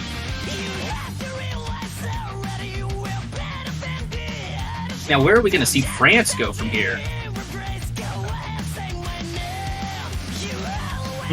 I think double time. I say France is going to go double time. What double time map? I do not know, but I would put money that they're going to go double time. Either that or no mod. Oh, DT2.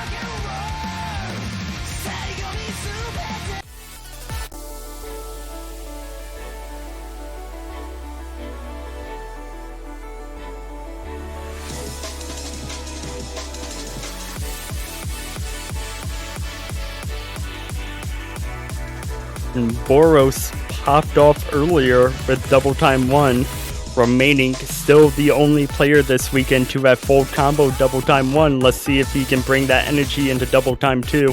Stark, Arisiel, Peko Rat for Chile, Boros, Titobis, Electro for France. Score is tied at 3-3.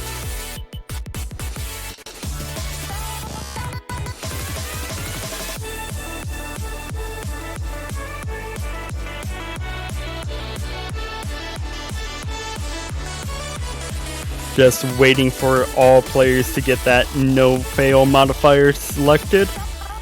And we're going to be starting up here soon with the 7th pick of the match. Pretty close one so far.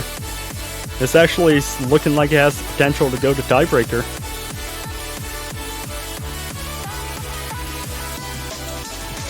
Looks like we're actually going to have a timeout.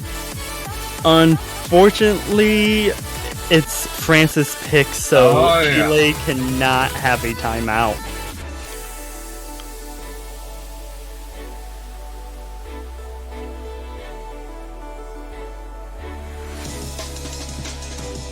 Hecker Rat in desperate need of water. This man is thirsty. Always important to stay hydrated. Oh, Stark dipped out. Is this a tactical quickly dip out and give Peko Rat some water time for water? But Eldino drops in.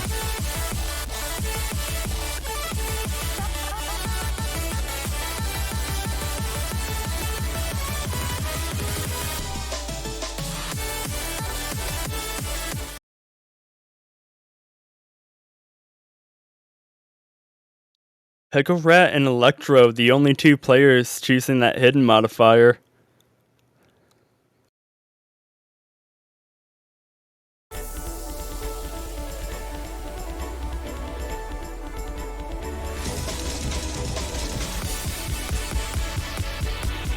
Electro with the early drop. And this is a shorter map, especially with double time as Electro drops again, so those misses are going to be more significant than in maps past. Eldino dropping.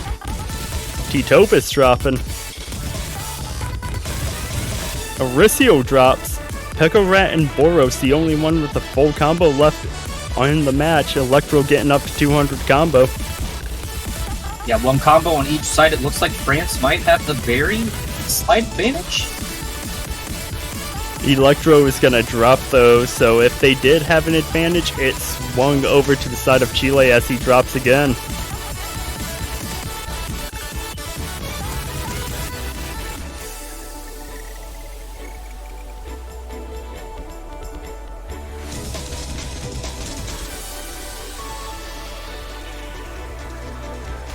Light break moment in the pick. Chile seeing that they have the advantage, and I agree with you, Sekre. I am surprised France went with double time 2 as well, knowing that Chile has some really good AR9 plus double time players. Odinel drops.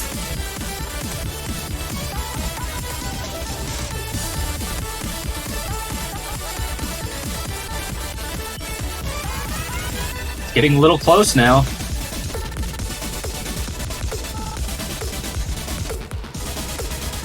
France is gonna need another miss though.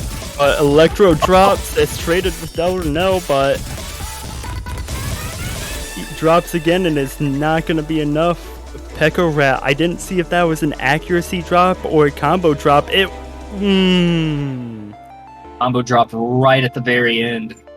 Right at the very end, within the last 10 combo. But it did not make a difference. Boros, and that is our first break point. Oh yeah. Boros, the only one full comboing again, brought the momentum over from the last double time pick. However, Electro was just not feeling it that pick, and Chile is going to take that.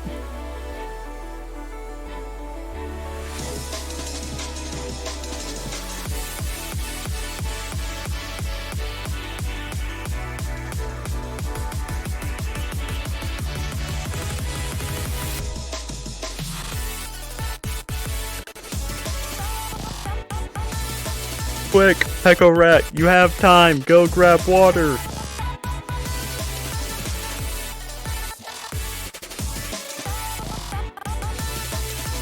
There we go.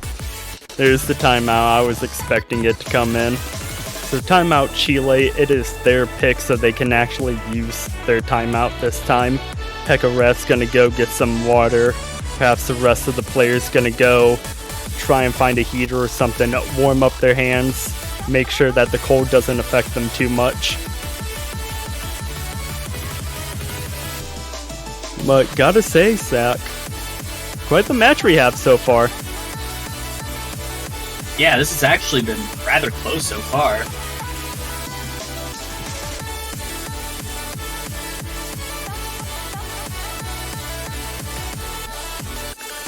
And I wonder what Chile is going to pick when they get back and the timeout is done. Because they did. After that break point, the ball is definitely in their court right now.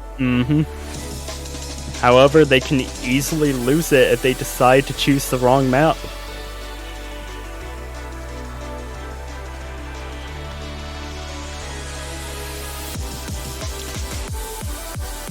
Although they did win double time 2, I do not see Chile going to double times 3 or 4.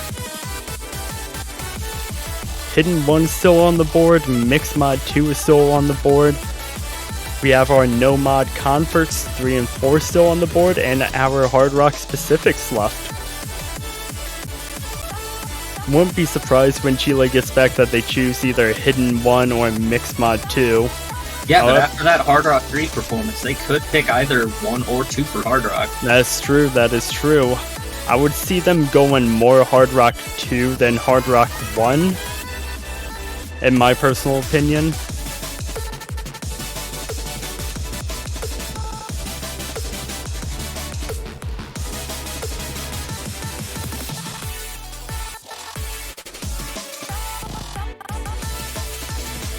Our referee reminding of Aricio and Chile that they are going to have a pick ready before the timeout is over. So hopefully they make it back on time.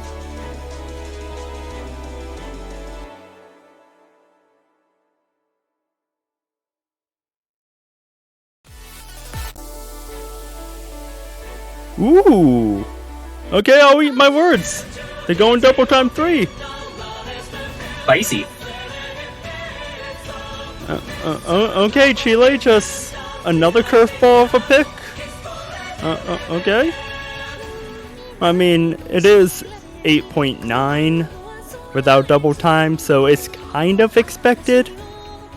However, I thought France would be the team to pick this and not Chile.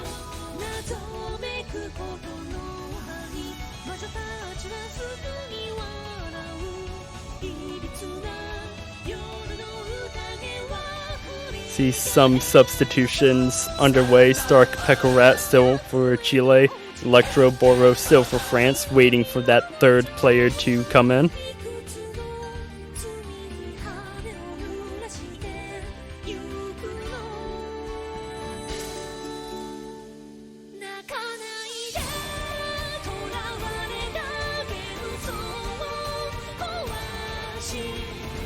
And there is T-Tobis, one player in so far, waiting on that last Chilean player to come in. But there is Aricio, so it's going to be Stark, Aricio, and Pecorat for Chile.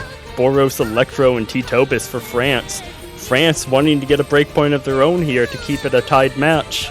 Chile, they have the advantage right now.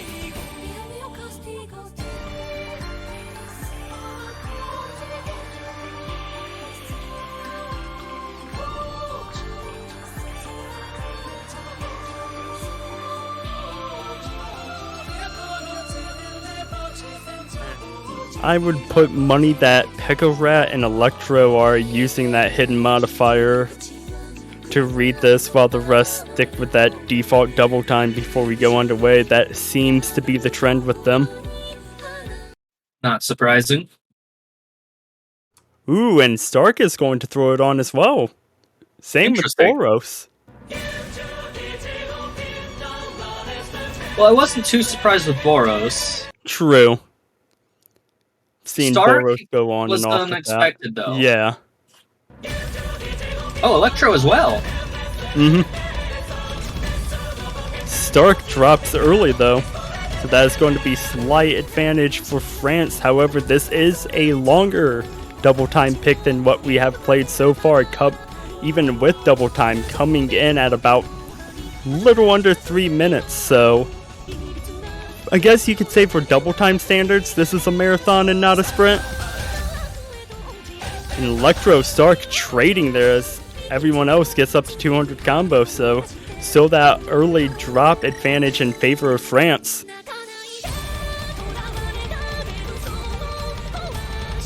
Drop from Pecorat. Oh, 2 drops, actually. And that is huge for France, and so far it's looking like this pick is backfiring.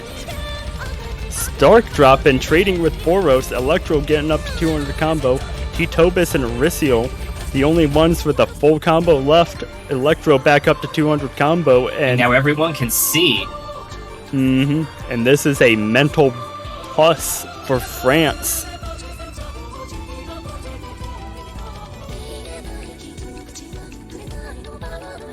Pecorat back up to 200 combo, waiting for the top screened players to reach there as well, but a double miss on the side of Chile. T-Tobis dropping as well, though. So that is combo advantage for France. That score lead is going to continue growing. Stark drops as well, and this is why I was a bit confused about why Chile picked this double time 3 pick. And we have no combos on Chile right now. T-Tobis, the only one with the combo left, as Boros finally loses the full combo. He will not get a 3-peat for double time, unfortunately.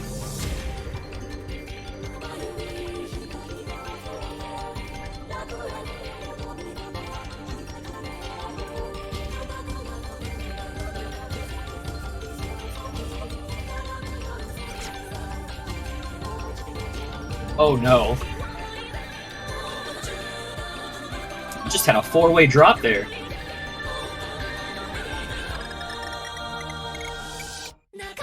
And unless we see Chile grow extremely consistent, which is not happening, and France to completely fall apart, it's looking like this is going to be a breakpoint in favor of France.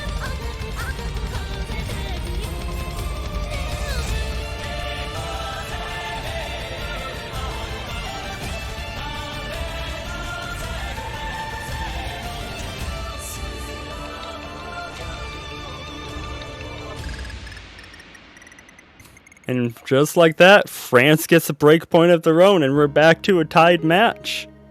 Still confused as to why Chile, when they had score advantage for the overall match, they went this route, but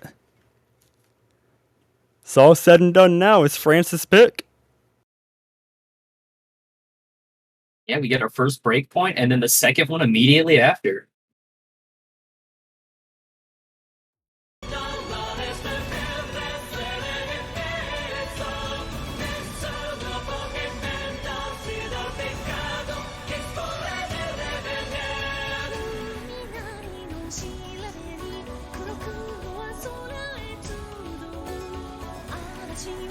And so far, that tiebreaker hype is still alive. And will France, seeing how they won that double time, they are 2 for 1 with double time so far, go in DT4 possibly?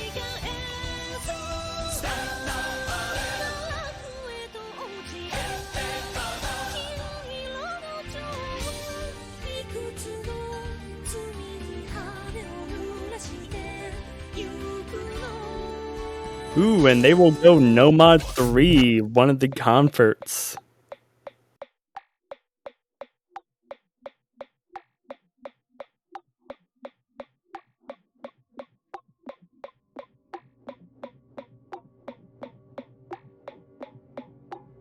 We see Eldonel coming in for Chile, Aricio, Pickle Rat, staying in, Boros, Hollow, Titopus for France.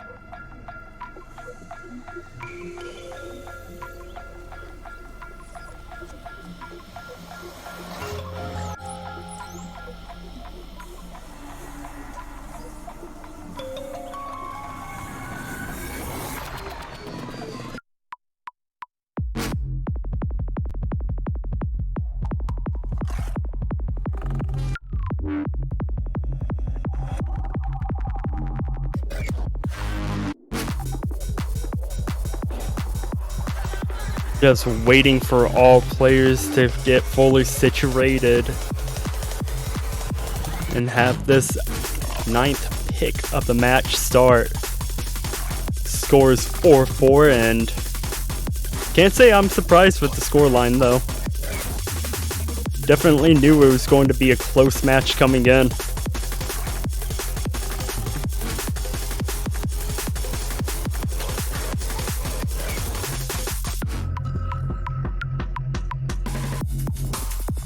Surprising it took this long for them to go back to Nomad.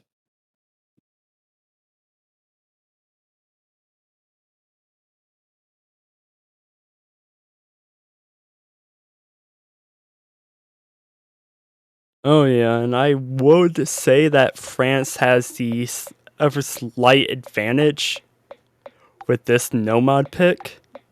However, anything can happen. And no one deciding to skip the little metronome beginning.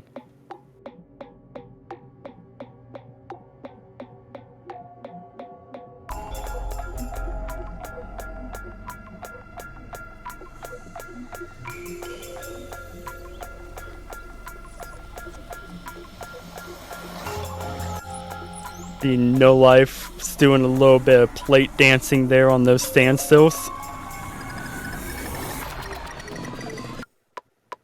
And slight spinner advantage in favor of Chile after that first spinner, and that is a combo advantage. Hollow dropping on the side of France.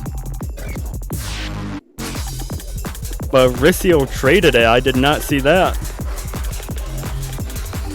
Pekka Rat drops, No Life drops, he trades it. Only 2 combos left. Hollow dropping again. And again, and there's that score advantage in favor of Chile as No Life drops. Pekka Rat gets up to 200 combo.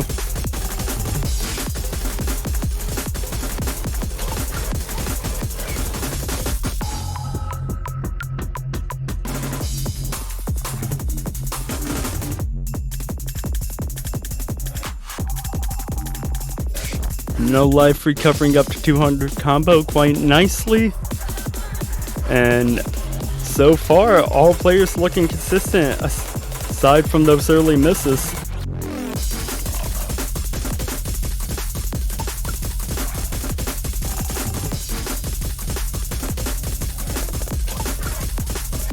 I think we're gonna need at least 2 or 3 misses from Chile though, and there we go, 2 of them.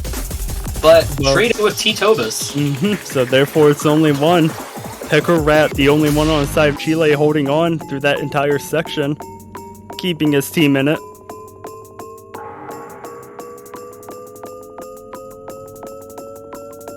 And here's the slow build up.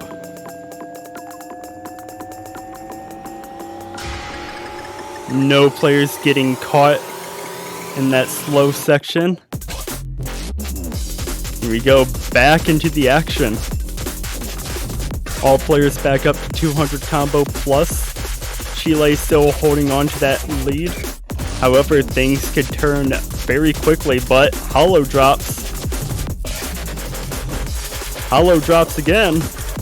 Mauricio drops.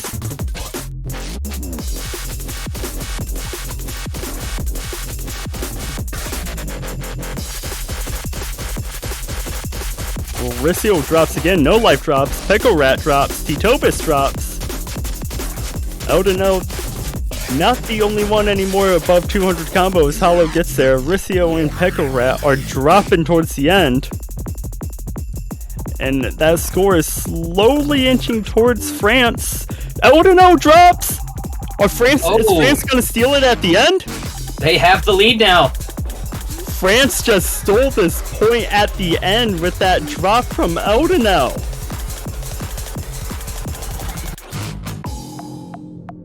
And they took it by 8,700 points.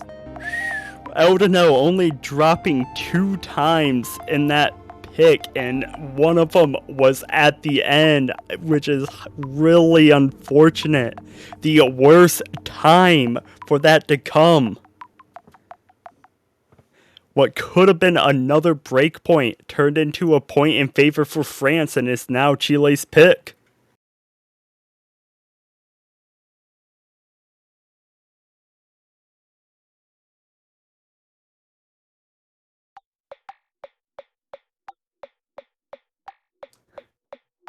Now, are we going to see any more curveballs from Chile? The first one worked out. The second one, not so much.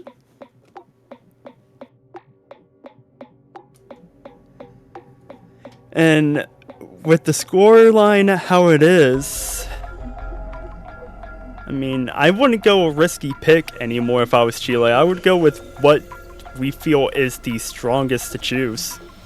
And in my opinion, that would either be mixed mod or hidden. I'm honestly a little bit more on the side of hidden 1.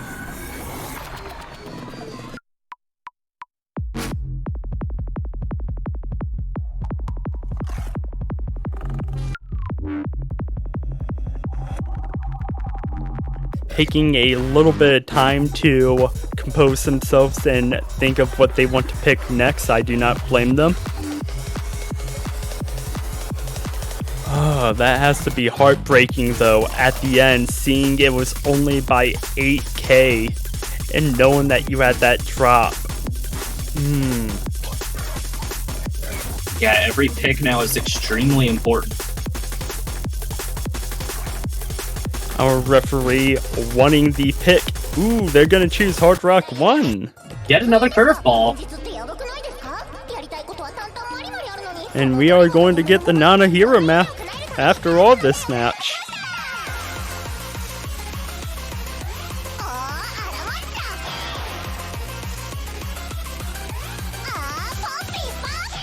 Eldino, Mauricio, and Pekka Rat for Chile.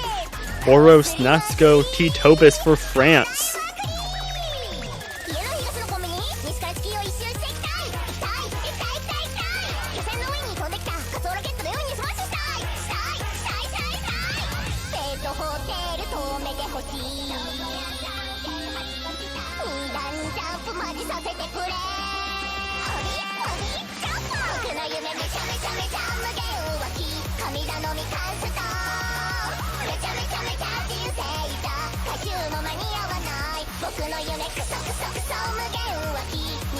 And our referee given warning to Chile. They had their pick in just a bit after the timer was out.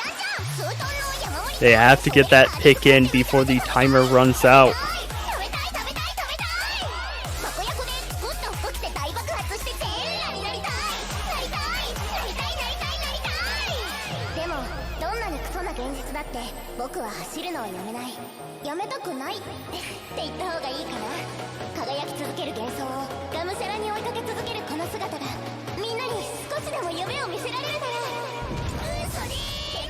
We are waiting for the start command, and there it is.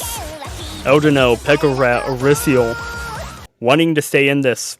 Boros, Natsuko, Titopus, wanting to take it to match point with their pick. And nobody using hidden. With the CS increase, I do not blame them. It's a bit higher on the CS side, coming in with no mod CS 4.7, so it's a bit higher than what most players will be used to with Hard Rock. I think that brings it just a hair above CS6.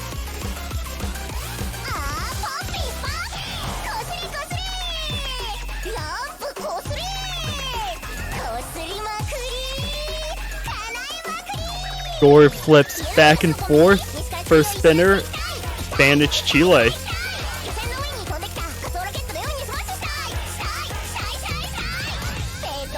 Eldino and Natsuko are the first ones to miss. They trade drops.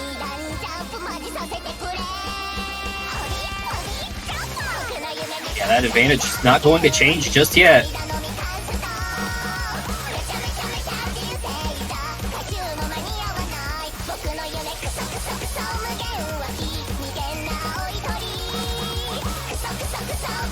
Both players back up to 200 combo. The rest of their team full comboing so far as we are halfway done with this pick. Spinner advantage in favor of Chile right now. Natsuko drops, and that score is going to start climbing for Chile. That is the drop that they needed. Right there at the break point in the map, Chile sees that they are ahead, that they can turn around and win this pick. Yeah, that miss is so much more meaningful with it being shortly before the break.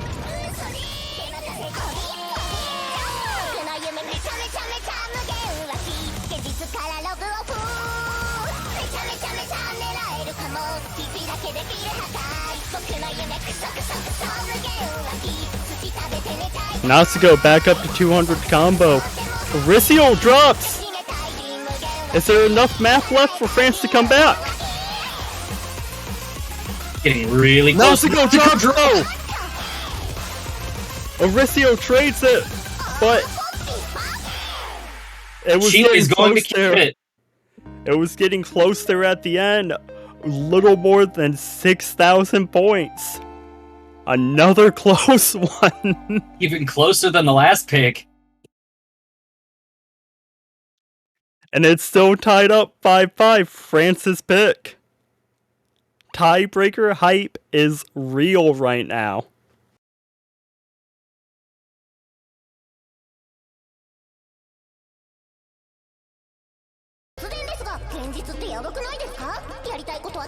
Wow.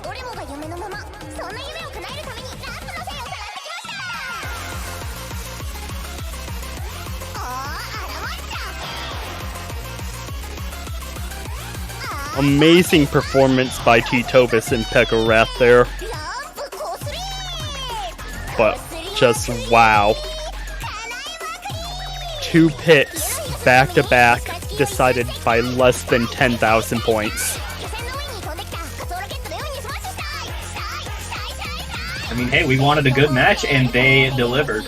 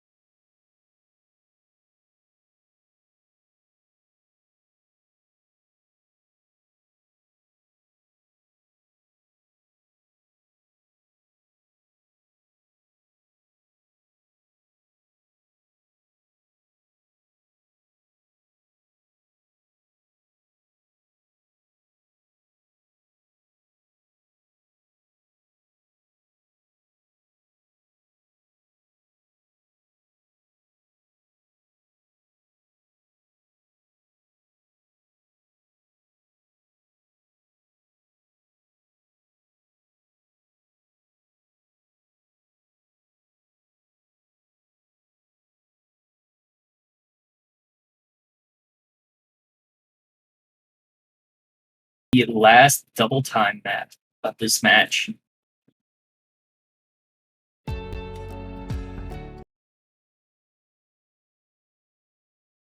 Echo Rat, the only one choosing that.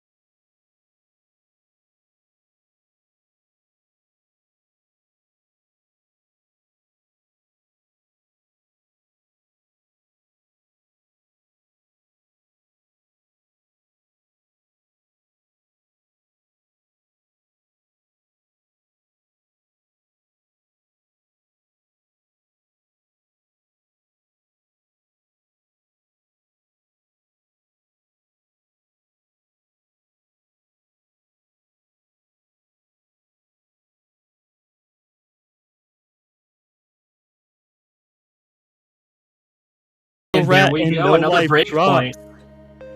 Orissial, Boros walking away with full combos and a break point needed if I've ever seen one any in my life. Chile, match point. 6-5 right now. Chile has the match in their hands. Yeah, as long as they make the right pick, they can just close this out right now and avoid the tiebreaker.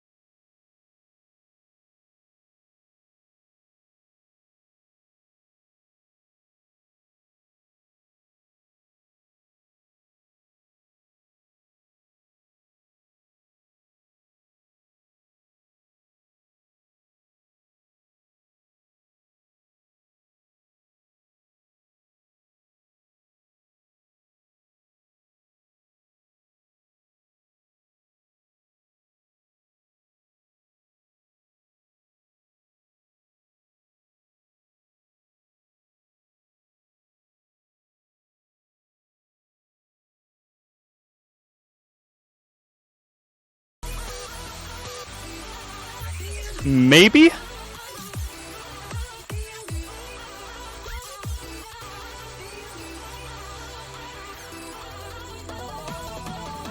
Bancho has been lagging today, so I would not be surprised if it's a bit lag, but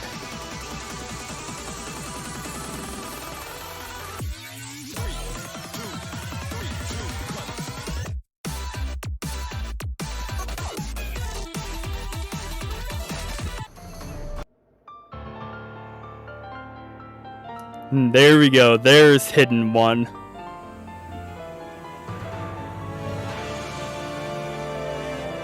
Yeah, it looks like they submitted the pick so close to the timer finishing. The difference was less than 1 second.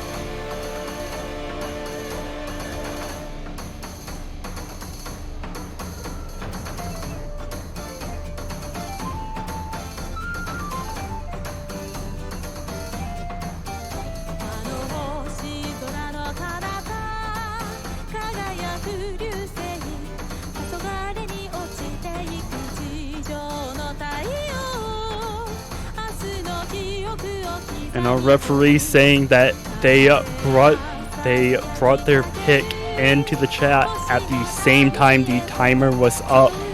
Don't know if it's lag or not causing the delay, as there has been some lag with Surfer so far today. It is possible.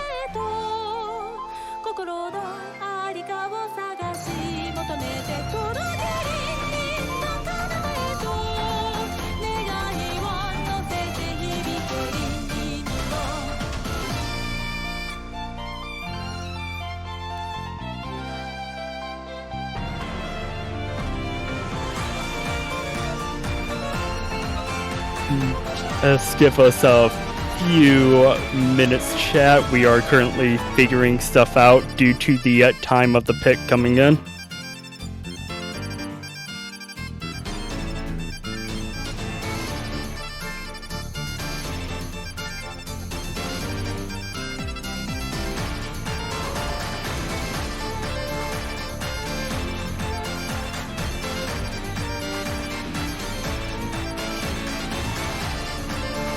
It looks like we have everything in order now. Indeed, the referee decided to allow them their hidden one pick. And here we go. The last pick of the match. Even if France wins this, it goes to tiebreaker.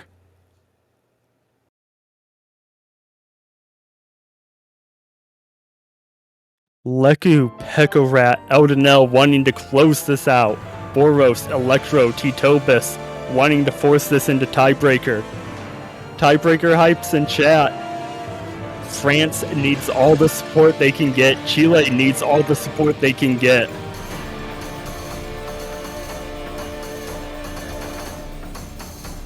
Slight early misses from Boros and Eldeno. And another. And Pekorat, that's going to give slight advantage. And Leku, no more full combos on the side of Chile. That is going to give France score advantage. Leku drops again. Yeah, and the early misses have to be a huge mental blow to all of them. Oh yeah, despite a lot of those misses as Electro and Eldeno drop, Titobus drops, Electro drops, but despite a lot of those misses coming in before 200 combo, there was enough of them to make it more significant. Leku, Boros, Eldeno, Electro, Titobus all dropping. Pekorat the only one with a combo so far in the match. At that break moment, they see that. The difference in score has dropped some though, but Lechu's gonna drop again.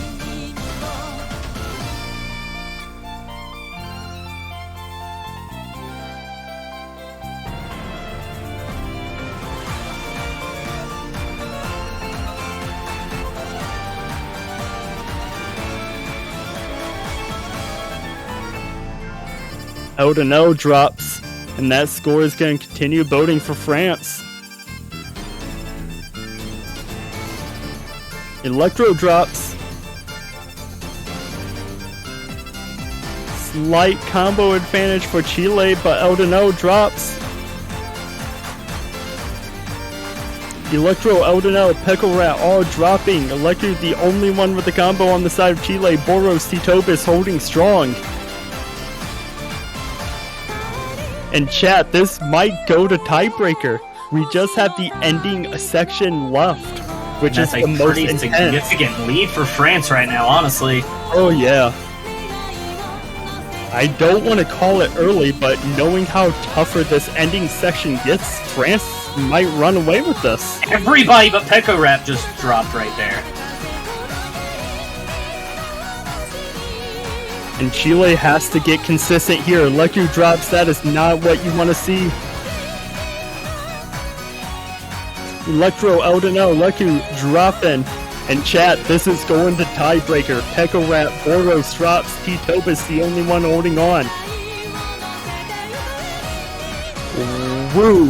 What a close match. Tiebreaker hype, let's go.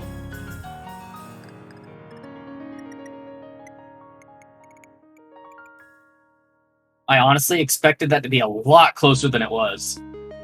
Oh yeah. Pekka with the 6 miss.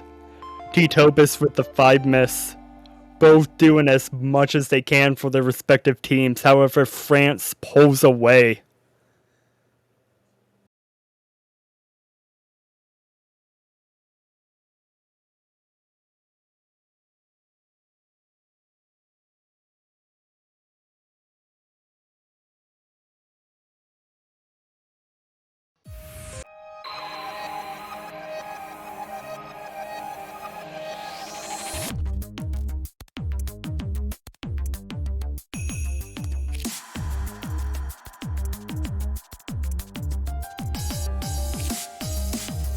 And all players get a 2-minute break. They get a rest period if they decide to take all 2 minutes to compose themselves.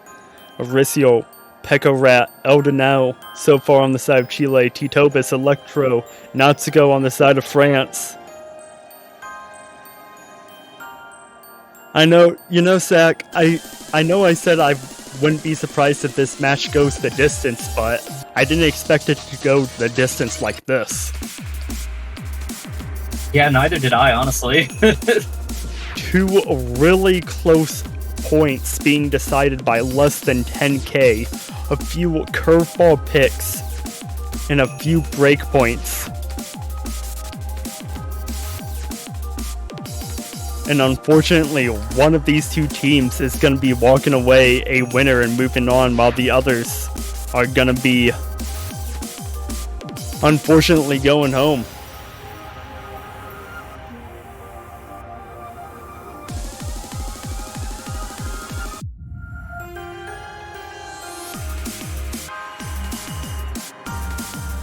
And it would appear all players are ready. Good lucks have been put into the chat, waiting on that start command.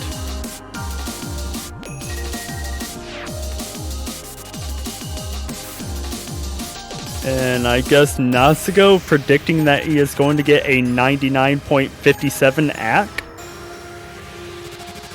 I appreciate the confidence, but hopefully that doesn't come back and bite you. Yeah.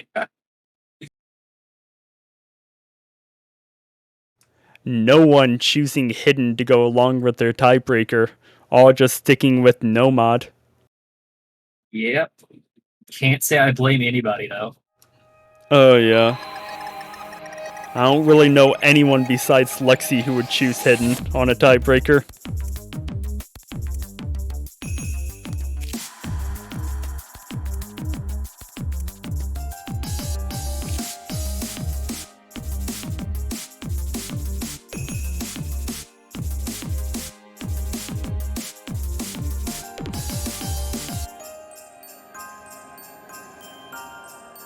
All players getting up to 200 combo with ease.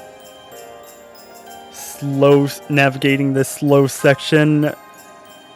No difficulties, no one being tripped up yet.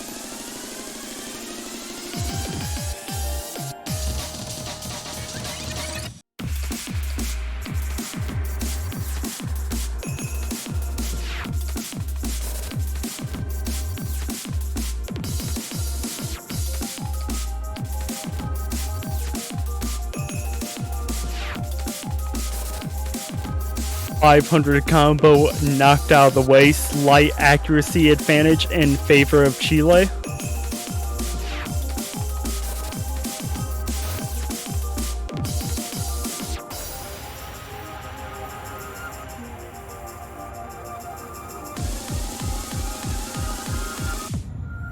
And Odino is going to be the first one to find a miss.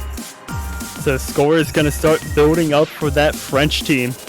But Electro trades it, and that score is going to start going away for that French team. Yeah, it's basically going to be even again.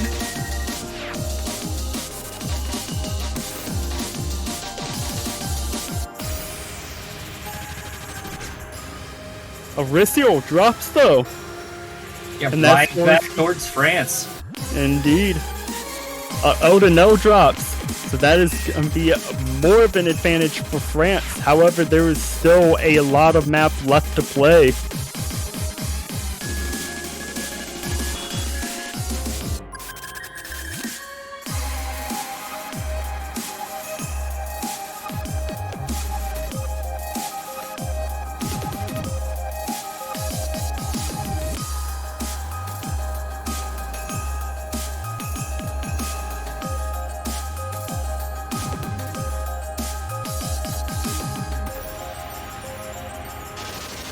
Halfway through, France with a couple drop lead.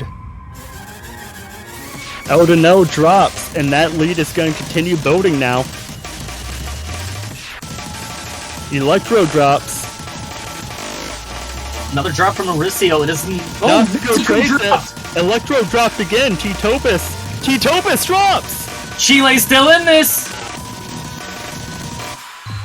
And that's Chile sees that they're still in this. France may have the lead, but Chile sees that they have the combo advantage to take this lead right back. Yeah, I think it's going to go very slightly in their lead if everybody holds. Nautico drops, and there it is, the Chilean lead.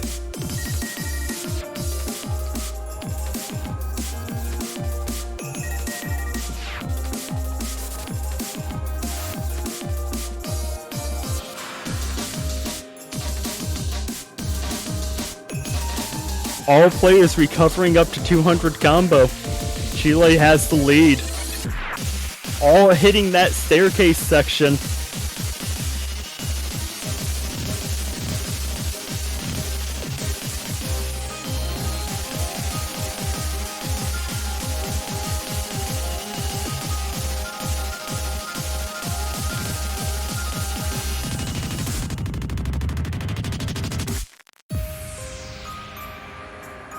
And all players navigating through that section unscathed. Not a single combo drop. I can only imagine how nerve-wracking this has to be for every player right now, though. You and me both. A single drop can spell disaster for either team. Odino is that drop for Chile, though. Going back in France's favor. Aricio drops. That is more in favor for France.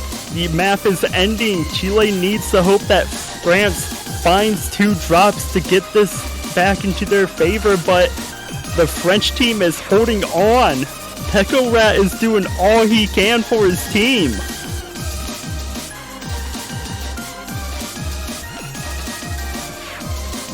Yeah, but it might just not be enough. And Peko Rat falls, holding a full combo all the way to the end. The Goliath has fallen, and unless we see a collapse from France here, they walk away with this tiebreaker lead. Yeah, I don't think it's going back to Chile after that. It is not. There is not enough map left to play in a back and forth slug match with unconventional picks. France is your winner, and they will be moving on. Chile, expected to see them possibly in the top 3, will be going home.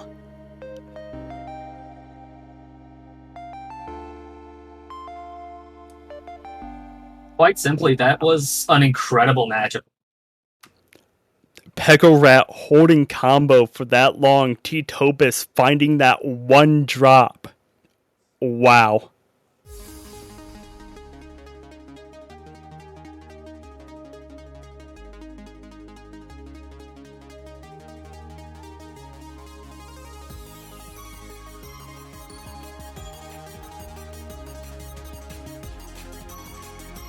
I knew this match was going to be good, but that close of a tiebreaker as well is just wow. Well, chat, there's your winners. France moves on. Chile, unfortunately, your World Cup run is ended. I'm sure we will see them again next year, though. Oh yeah, the Chileans are a powerful team. I have no doubt at all that we're going to be seeing them next year. I mean, they have previously won.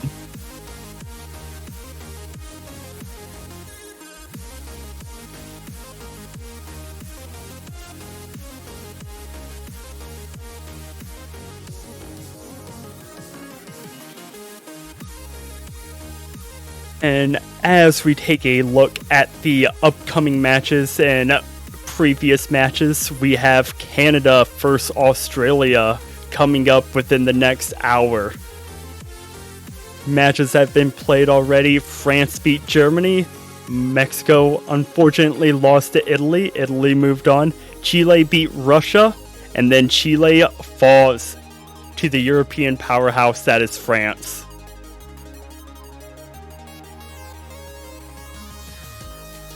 What a match, Zach. What a match. Yeah, that was definitely something.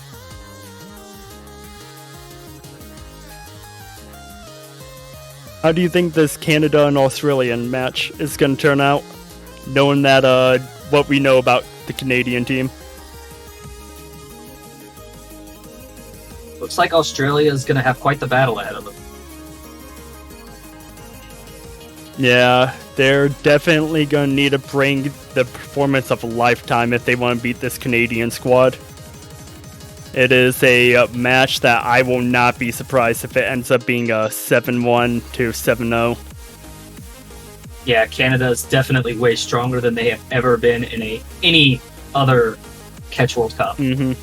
And I do believe that Fui is going to be playing in this match, possibly. He needs to make up for his absence in their last match.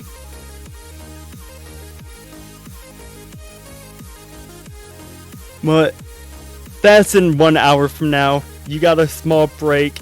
If it's late for you, for those European and Asian countries, you can rest. No one's asking you to stay up to watch this unless you're a night owl like me. For those of us in the Western countries, it's about dinner time. For Europeans, get some rest. Yeah, especially that French team, you guys deserve it.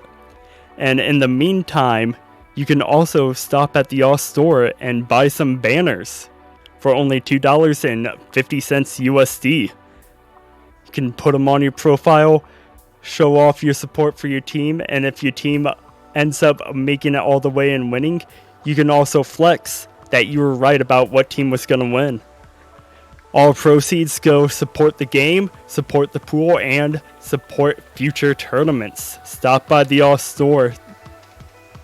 You got anything else to say, Zach? Not much, honestly.